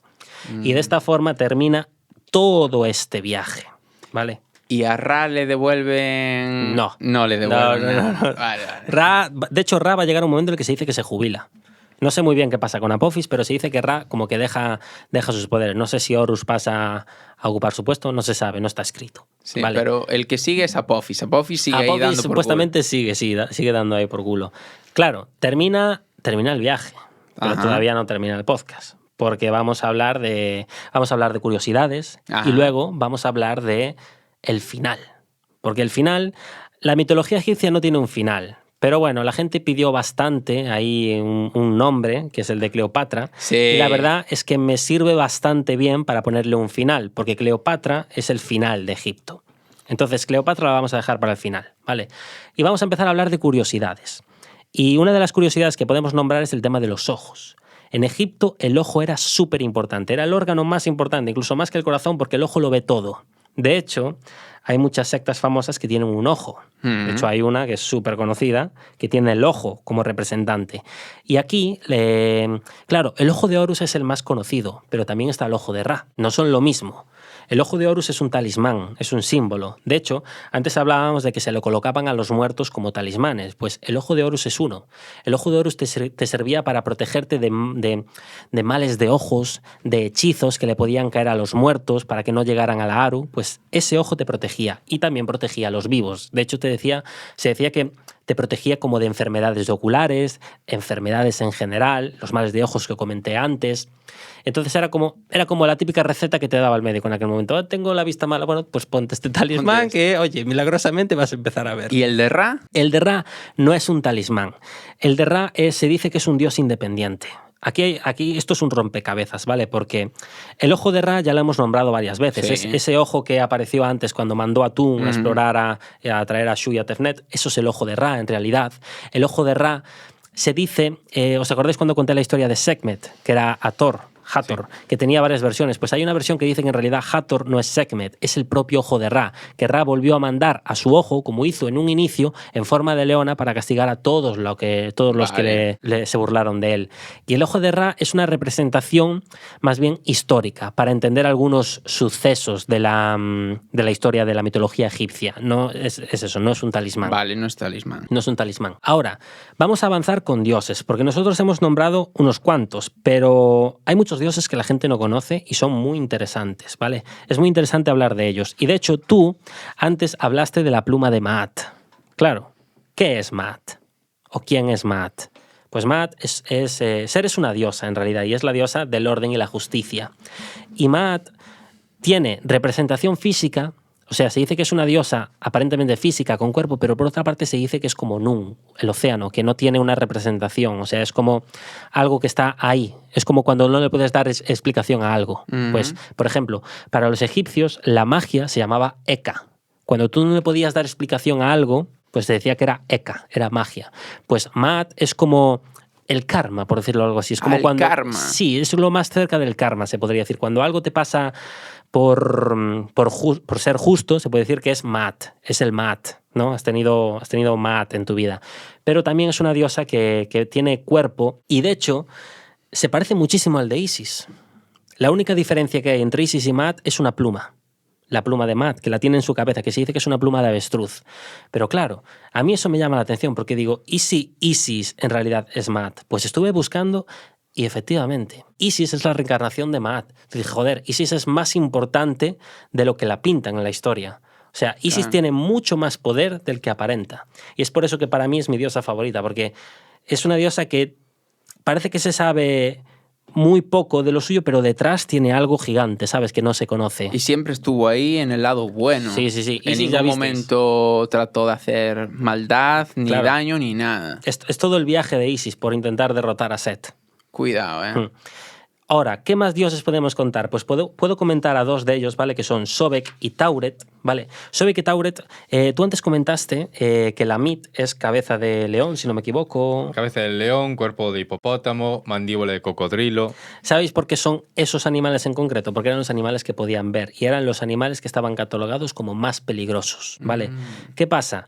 Que Sobek es el dios cocodrilo, ¿vale? Y a Sobek se decía que era el que gobernaba en los cocodrilos del Nilo.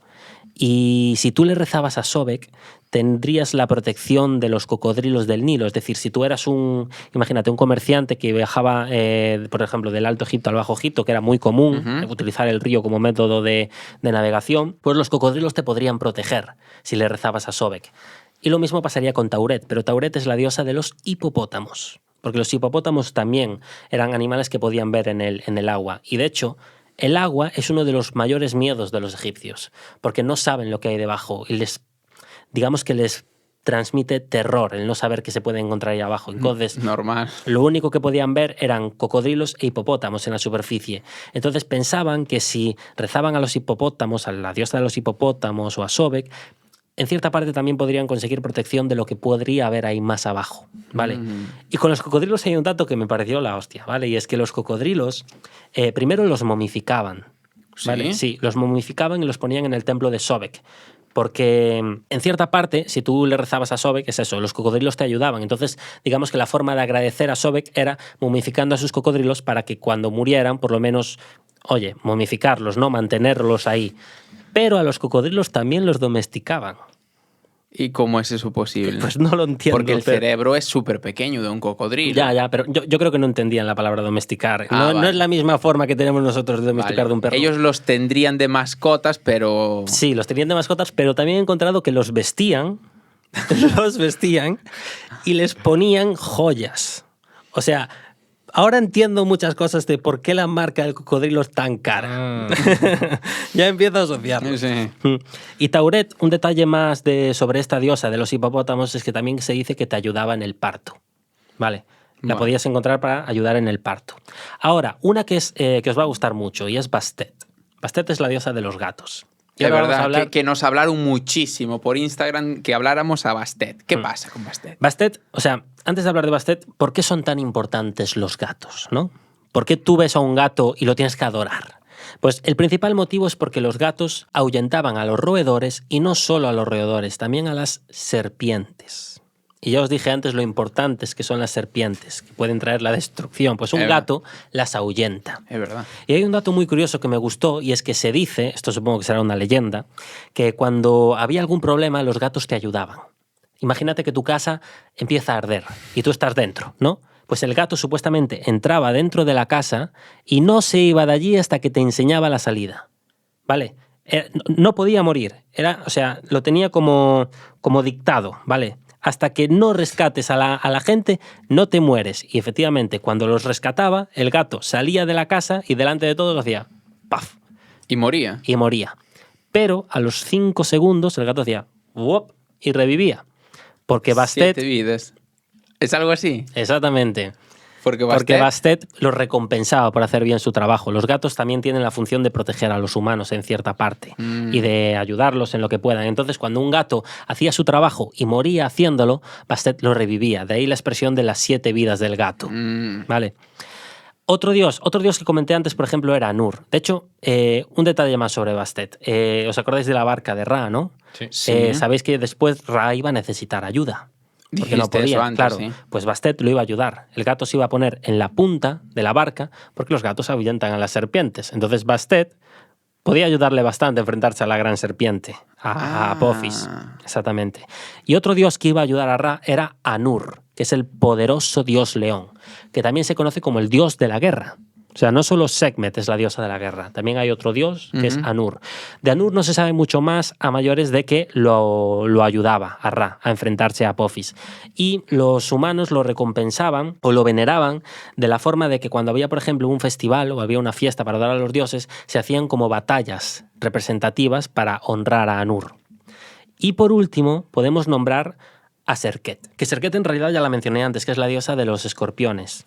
¿Vale? De hecho, hay una pequeña versión que dice que en realidad esos 7 escorpiones eran de Serket, que Thoth había obligado a Serket, había mandado a Serket que entregara parte de sus escorpiones para proteger a Isis. ¿Vale? Serket también aparece por aquí. De Serket es una diosa muy, muy misteriosa, apenas se sabe nada. Lo único que se sabe es un poco lo que os dije antes, que ayudaba a los médicos cuando a lo mejor algún trabajador acababa envenenado por una serpiente, por un escorpión, pues Serket los ayudaba. Estaba ahí en medio y conocía todo sobre los venenos y sabía cómo encontrar el antídoto para curarlo. Y dicho todo esto, hay muchísimos otros más dioses, pero estos son los que yo he encontrado así con cierta información. Y más interesantes, más Sí, famosos. más famosos. Sí, porque los otros, ya te digo, a lo mejor incluso son otras versiones del mismo dios. Porque, por ejemplo, a Set también se le conocía con cabeza de cocodrilo. O sea que a lo mejor Sobet y Set pues están y como relacionados. la que dijiste de Isis. Sí, Maat, bien, claro. Maat. Y Neftis, que también se parece un montón a ella. Entonces, una vez comentados todos estos dioses, de los muchos que hay, pero bueno, estos son los que más merece la pena estudiar y comentar porque se acercan más a curiosidades que tenemos hoy en día, como lo de la vida de los gatos y tal, vamos a pasar a comentar más tema de curiosidades, historias, y si no me equivoco, vas a empezar tú, ¿no? Voy a empezar yo. Imaginaros, situaros, como tú dijiste al inicio, ¿vale? Situaros en el Museo Británico en la sala 62. ¿Vale? Imaginaros que hay una sala, que es la número 62, y estáis vosotros allí. Bueno, pues allí hay una inquilina muy especial. Y ahora os voy a hablar de esta inquilina. Esto es una tapa de un sarcófago. Se dice que perteneció a Amon-Ra, que casualmente lo mencionaste antes. Y es catalogada como la momia de la mala suerte. O sea, todo lo que vamos a hablar ahora es catalogado como la momia de la mala suerte. Pero recordaros que es una tapa de un sarcófago. No es una momia en sí, pero perteneció a una momia. Bien. En el 1860 y 1870, más o menos, se descubrió esto. Y el que la descubrió se llamaba Murray, ¿vale? Entonces, claro, ¿quién era este Murray? Pues un cazatesoros, el típico ladrón de tumbas, ¿vale? Entonces, cuando la encontraron, dijeron, ostras, vamos a vender esto porque aparte muy bien pintada, ¿sabes? Eso vale dinero. Entonces arrancaron con ella, pero claro, eran como una cuadrilla y a esta gente empezó a pasarle desgracias. A uno le pegaron un tiro, otro perdió la mano, otro quedó en el desierto y nunca más se supo nada de él. Y claro, la gente ya empezó, eran 4 o 5, ya quedaba 1 o 2. ¿Vale? Entonces ya dijeron, ostras, ¿qué está pasando aquí? Pero bueno, consiguieron venderla. Entonces, claro, se la vendieron a una familia que tenía dinero porque en esa época robaban y lo vendían. Claro, Vosotros claro. lo sabéis cuando estuvimos en Egipto que estas cosas, la mitad de ellas se perdían, ¿no? Los ladrones de tumbas vendían todo. Entonces, claro, a la familia que se la vendieron le empezaron a pasar desgracias también. ¿sabes? Empezó a fallecer un familiar, en eso otro, y claro, se asustaron y dijeron, no, esto tenemos que deshacernos de esta tapa, porque aparte, acordaros que veníamos de las muertes de los ladrones. Entonces, ¿qué sigue? Dijeron, bueno, ¿a quién se la podemos dar? Bueno, vamos a... Esto es como pasar la bola. Sí, fijaros, están pasando la bola. Vamos a dársela al Museo Británico, vamos a cedérsela allí. Y allí se expuso. ¿Qué empezó a pasar? Pues resulta la gente se empezaba a caer en esa sala, incluso había fallecimientos en esa sala. Entonces, claro, después de la primera historia, que empezaron a morir todos, la segunda historia, que la familia también, llega al museo y empiezan a pasar desgracias. Dijeron, nosotros tenemos que deshacernos de esto, pero inmediatamente. Entonces, el que era el dueño en ese momento dice, bien, voy a mandarla para Estados Unidos y la vamos a exponer allí.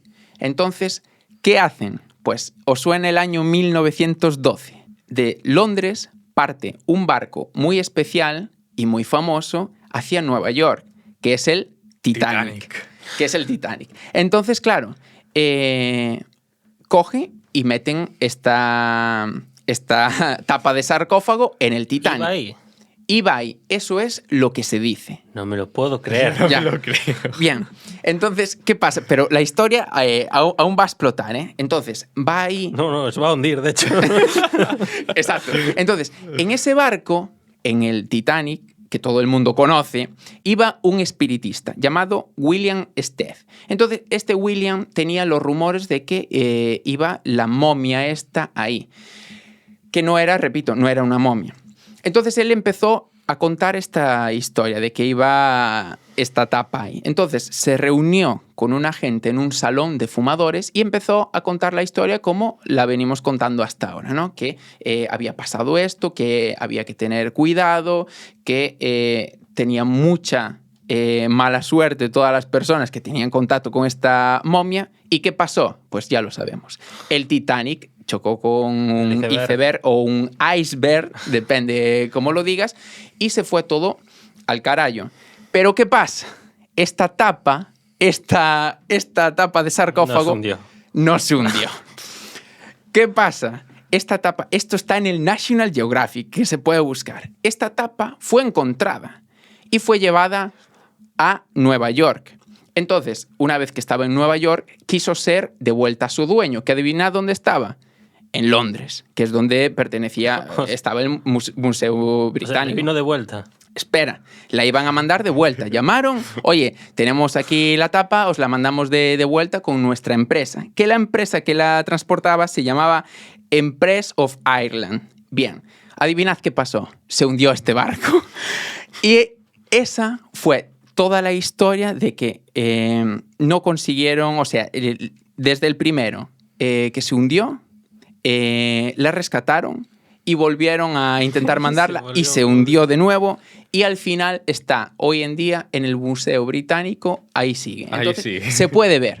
Pero esta historia está avalada por el National Geographic, que sí que es verdad que dicen que la historia está un poquito adornada, pero que no se sabe a ciencia cierta si realmente fue en el Titanic, pero bueno, que llegó a Estados Unidos, de alguna forma llegó.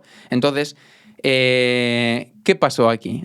¿Vosotros creéis en toda esta parafernalia de que... A ver, lo de Tutankamón también, había la maldición de la tumba de Tutankamón por abrirla, pero eso tenía explicación, era por los gases y tal, pero es que esta es mucho más exagerada. Claro, o sea, pero a vosotros cuando os dicen por maldición y tal, ¿vosotros creéis un poquito en eso?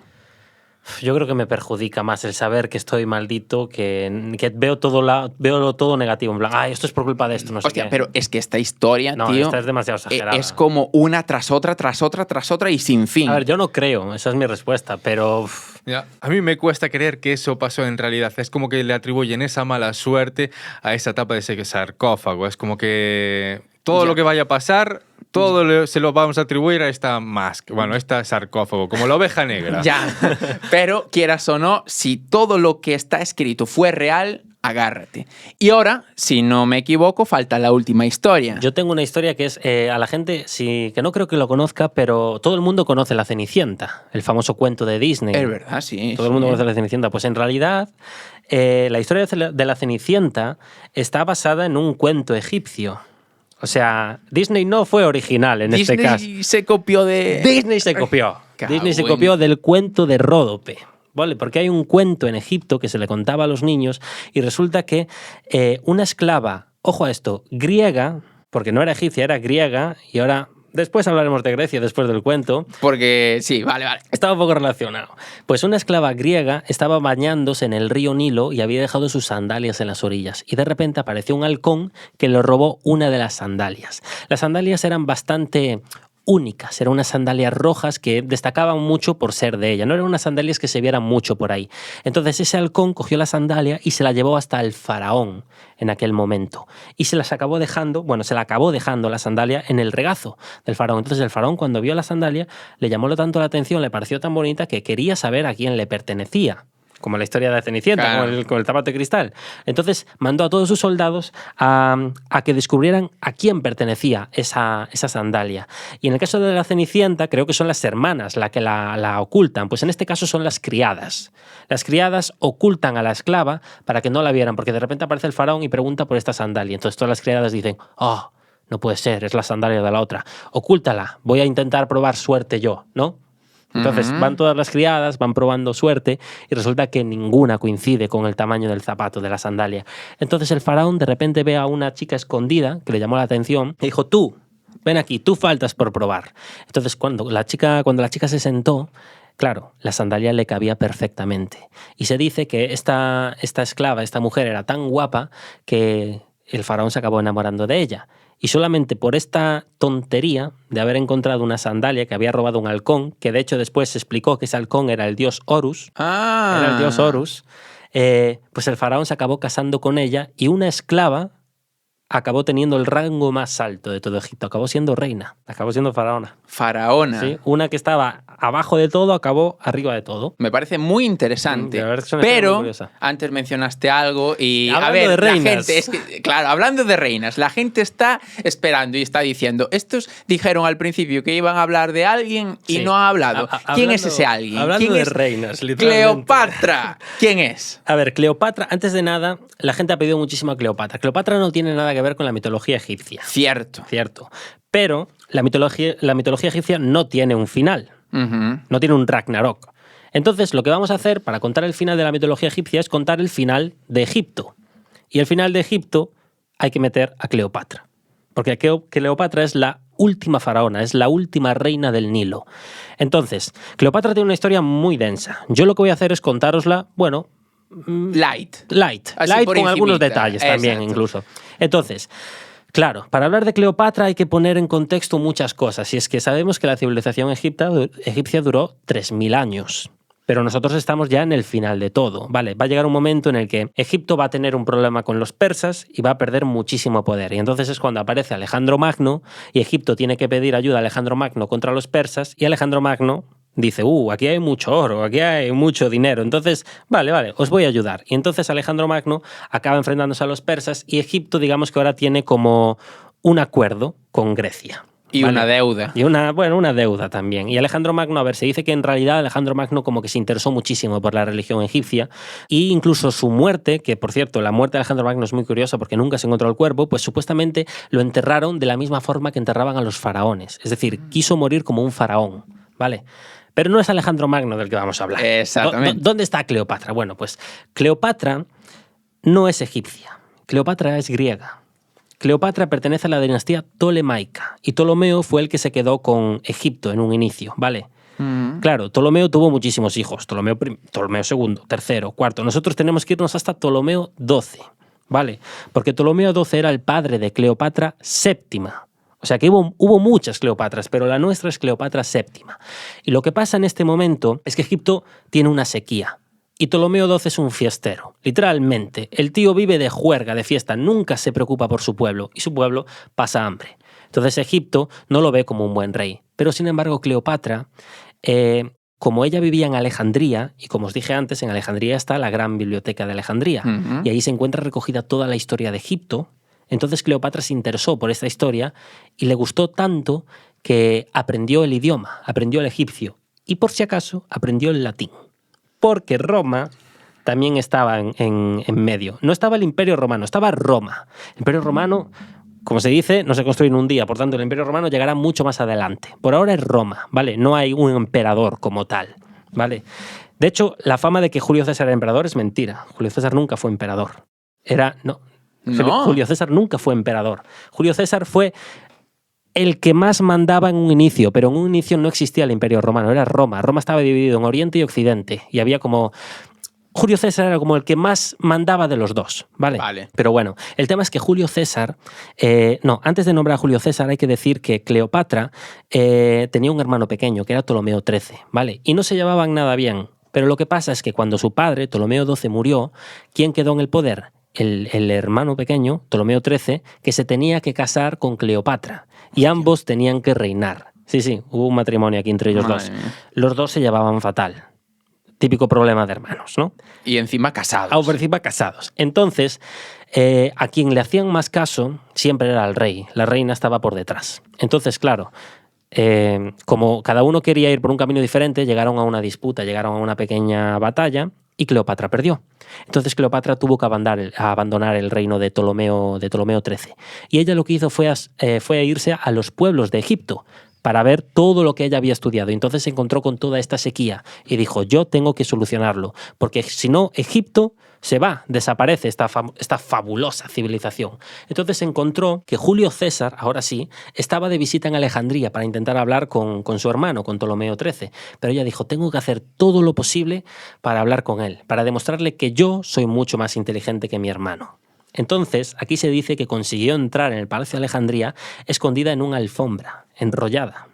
Una alfombra enrollada, ella en medio, y consiguió entrar en el palacio y consiguió hablar con Julio César. Y aquí se viene una de las mayores curiosidades de Cleopatra. O sea, Cleopatra se dice que fue una mujer súper bella, ¿no? Que era muy exótica, tiene unos rasgos faciales que la hacían que destacara muchísimo por la belleza que tenía. Pero también se decía que era muy persuasiva a la hora de convencerte. Tenía dotes para ligarte y para llevarte a su terreno, ¿no? Manipuladora. Sí, tenía dotes de seducción muy buenas. Entonces, yo no sé lo que habló con Julio César, no sé ni siquiera si habló con él, pero lo convenció. Porque aún por encima Julio César se acabó enamorando de ella. De hecho, hasta tuvieron un hijo, que es Cesarión. Ajá. ¿Vale? Entonces, claro, Julio César se pone de su lado y juntos consiguen derrotar a Ptolomeo XIII. Por tanto, ahora Cleopatra tiene lo que había perdido en un inicio, Alejandría, lo que es Egipto. De ahí la faraona de Egipto, Cleopatra, claro. Y la última reina del Nilo también. El problema es que Julio César también tenía algunos que otros problemillas en Roma. Y uno de ellos era su hijo adoptivo, que era Octavio Augusto. ¿Vale? Que, claro, Octavio quería el poder de su padre, quería el poder de Julio César, quería poder mandar en Roma. Pero también había otro en la lista, que era muy famoso, que era Marco Antonio, el general Marco Antonio. ¿Verdad? Entonces, va a llegar un momento en el que Julio César lo asesina, ¿vale? Entonces, no hay nadie que mande, que ponga un poco de orden, literalmente era un dictador en aquel momento Julio César, no hay alguien que dicte en Roma. Entonces, los dos candidatos eran Octavio Augusto y Marco Antonio. Pero claro, Cleopatra estaba en medio, estaba indefensa, tenía que irse o para un lado o para el otro. Y dijo, a ver, ¿quién está más bueno? Hombre, el general. Entonces se va para el lado del general Marco Antonio. Los dos se acaban enamorando, acaban teniendo 3 hijos. Cesarión aún seguía por allí, por cierto, ¿eh? Pero claro, hay un problema, y es que Octavio tenía más poder. Entonces, cuando llegó la guerra civil entre Roma, entre el Oriente y el Occidente, porque uno gobernaba Oriente y otro Occidente, pues Marco Antonio perdió la guerra. Entonces, Marco Antonio y Cleopatra tuvieron que abandonar Roma y se fueron a Alejandría. Pero es inevitable, porque ya sabemos lo que ocupó el Imperio Romano. Sí. Entonces, Egipto iba a ser tomado por Roma, iba a ser tomado por Octavio. Entonces, cuando Octavio apareció con su ejército en las puertas de Alejandría, claro, ahí tendría que haber una pequeña batalla, gobernada por Marco Antonio. Y el problema es que aquí llega el final de la historia, que es un final trágico, y es que, Marco Antonio era imposible que ganara y Cleopatra en todo momento estaba escondida. Y durante la guerra, durante esta pequeña batalla, Marco Antonio se enteró de que su mujer, Cleopatra, había muerto. Entonces dijo, joder, mi vida así ya no tiene sentido. Por encima, esta guerra voy a terminar perdiéndola. Así que la conclusión que tomó es la de quitarse la vida. Se quitó la vida, pero el problema es que Cleopatra seguía viva. Fue un falso rumor. Y claro, cuando Cleopatra se acabó enterando de que sí, su marido se quitó la vida, ella, lo primero, se dice que intentó negociar con Octavio para sobrevivir. Yeah. Pero Octavio No le quería. dijo que no. Entonces Cleopatra, como ya sabía que le iban a mandar a Roma y le iban a utilizar o como criada o vete tú a saber qué, Sí. decidió meterse en su habitación. Y una de las curiosidades que tenía Cleopatra es que ella trabajaba mucho con veneno de serpientes. Entonces se decía que incluso tenía serpientes en su habitación. Así que cogió una serpiente e hizo que la serpiente la mordiera en las venas de la muñeca y en el pecho, y se acabó quitando la vida envenenada. De tal forma que cuando encontraron el cuerpo, Cleopatra ya no estaba viva. Y de esta forma se acabó la dinastía tolemaica. Ya no existe nadie que pudiera proteger Egipto. Y cuando muere Cleopatra, muere Egipto. Vale. Y ya para terminar, más curiosidades sobre Cleopatra, porque, por ejemplo, se dice que Cleopatra fue la inventora de la cosmética. Ella, cuando era pequeña, no solo estudió idiomas, también estudió alquimia, estudió ciencia, estudió medicina, por el tema de los venenos de las serpientes. Pues se dice que ella tenía como una especie de laboratorio cuando estaba con Julio César, porque hubo una década ahí de tranquilidad, y trabajaba con hierbas, con medicamentos y aromas, y creaba cosméticos que los utilizaba para legotear. Y de hecho también se le asocia a ella como la inventora del pintalabios. Ah. Ujú. Y dicen que se bañaba en leche de cabra. En leche de burra. De burra. También. De burra. Se decía que se bañaba en leche de burra porque le favorecía muchísimo a la piel. El ácido láctico de la leche le mantenía tener un cutis perfecto, porque ella siempre buscaba la imagen. Ajá. Y por último está la curiosidad de dónde fue enterrada, porque nunca se encontró ningún rastro de Cleopatra. Y lo único que se sabe es que en los textos ella decía que quería ser enterrada al lado de Marco Antonio. Pero claro, de lo que se dijo a lo que pasó en realidad es un mundo completamente diferente. Y Claro. así es como termina Egipto. Y para una pequeña puntilla, ella dijo que jamás iba a ser encontrada por un hombre. Anda. Y de hecho, últimamente hay una mujer que ha avanzado muchísimo en la búsqueda de la tumba de Cleopatra. Y es una mujer. Así que imaginaros. Al final sí que existen las maldiciones y todas estas cosas, ¿eh? Yo lo dejo ahí. Yo no digo nada más. Yo simplemente digo que ella dijo eso y casualmente hay Pues una... Primero tienen que encontrarla, que va a estar complicado, ¿eh? Yo creo Sí. que es muy complicado cómo asocias que es Cleopatra. O sea, También. Hombre, complicado. supongo que si la encuentran será en Llena un de sitio, tesoros o algo algo así, así. ¿no? Es que claro, teniendo en cuenta que en la historia murió a las manos de Octavio Augusto, que a saber lo que hicieron después con el cuerpo. O sea, Eso también. No sé, o sea, Pero bueno, tenía muchos seguidores, ¿no? A lo mejor... hombre, sí, era adorada por el pueblo, porque Igual al fin y al cabo fue saqueada. arregló la sequía que había claro, incluso. claro. Igual algún saqueo, sabían que era Cleopatra y le pusieron de todo, también pudo ser. Uf, pues puede ser, no Pero lo sé. ahora entiendo por qué la gente pidió tanto Cleopatra. Sí, sí. Y esto es no light, pero aún hay mucho más que contar, Sí. ¿eh? Y hablaste de Roma. De Roma. Y tengo que decir que este mes tenemos 4 podcasts. Este es el primero. Y el último, casualmente, Va a vamos ser a Roma. hablar del Imperio Romano. Así que todas las personas que quieran ir haciendo preguntas o que digan, oye, a mí me gustaría que hablaras de esto o de esto, que lo vayan diciendo ya, porque es muy importante. Va a ser el último podcast del mes. Y este mes se vienen 4. ¿Os quedó algo pendiente por decir? Nada. Pues espero que os haya gustado mucho. Presenta el siguiente podcast. El siguiente es brutal, ¿eh? Sí. El siguiente Es está verdad, rica. el siguiente viene un podcast que yo creo que a esta gente toda le va a encantar, ¿cierto? Mafia. Mafia Pero italiana. Mafia italiana. Si os gusta, prometemos traer diferentes tipos de mafia, pero os tiene que gustar. Hay que dejar ahí algún comentario diciendo eso. Y vamos a ver... Bueno, no decimos nada. No decimos nada. Eso no lo decimos, que sea sorpresa. Pero mafia italiana os va a molar porque... Tú mismo lo dijiste. Promete. Yo miré una pinceladita y dije, uy, aquí hay tema. Así tema. que, señores, este mes se vienen cosas muy interesantes. Esperamos que os gusten mucho. Y nada, si no os queda más nada que decir, no voy a decir más anuncios porque Nada, si no... no más spoilers. Exacto, muchos spoilers. Así que nos vemos en el siguiente podcast. Un aplauso, señores.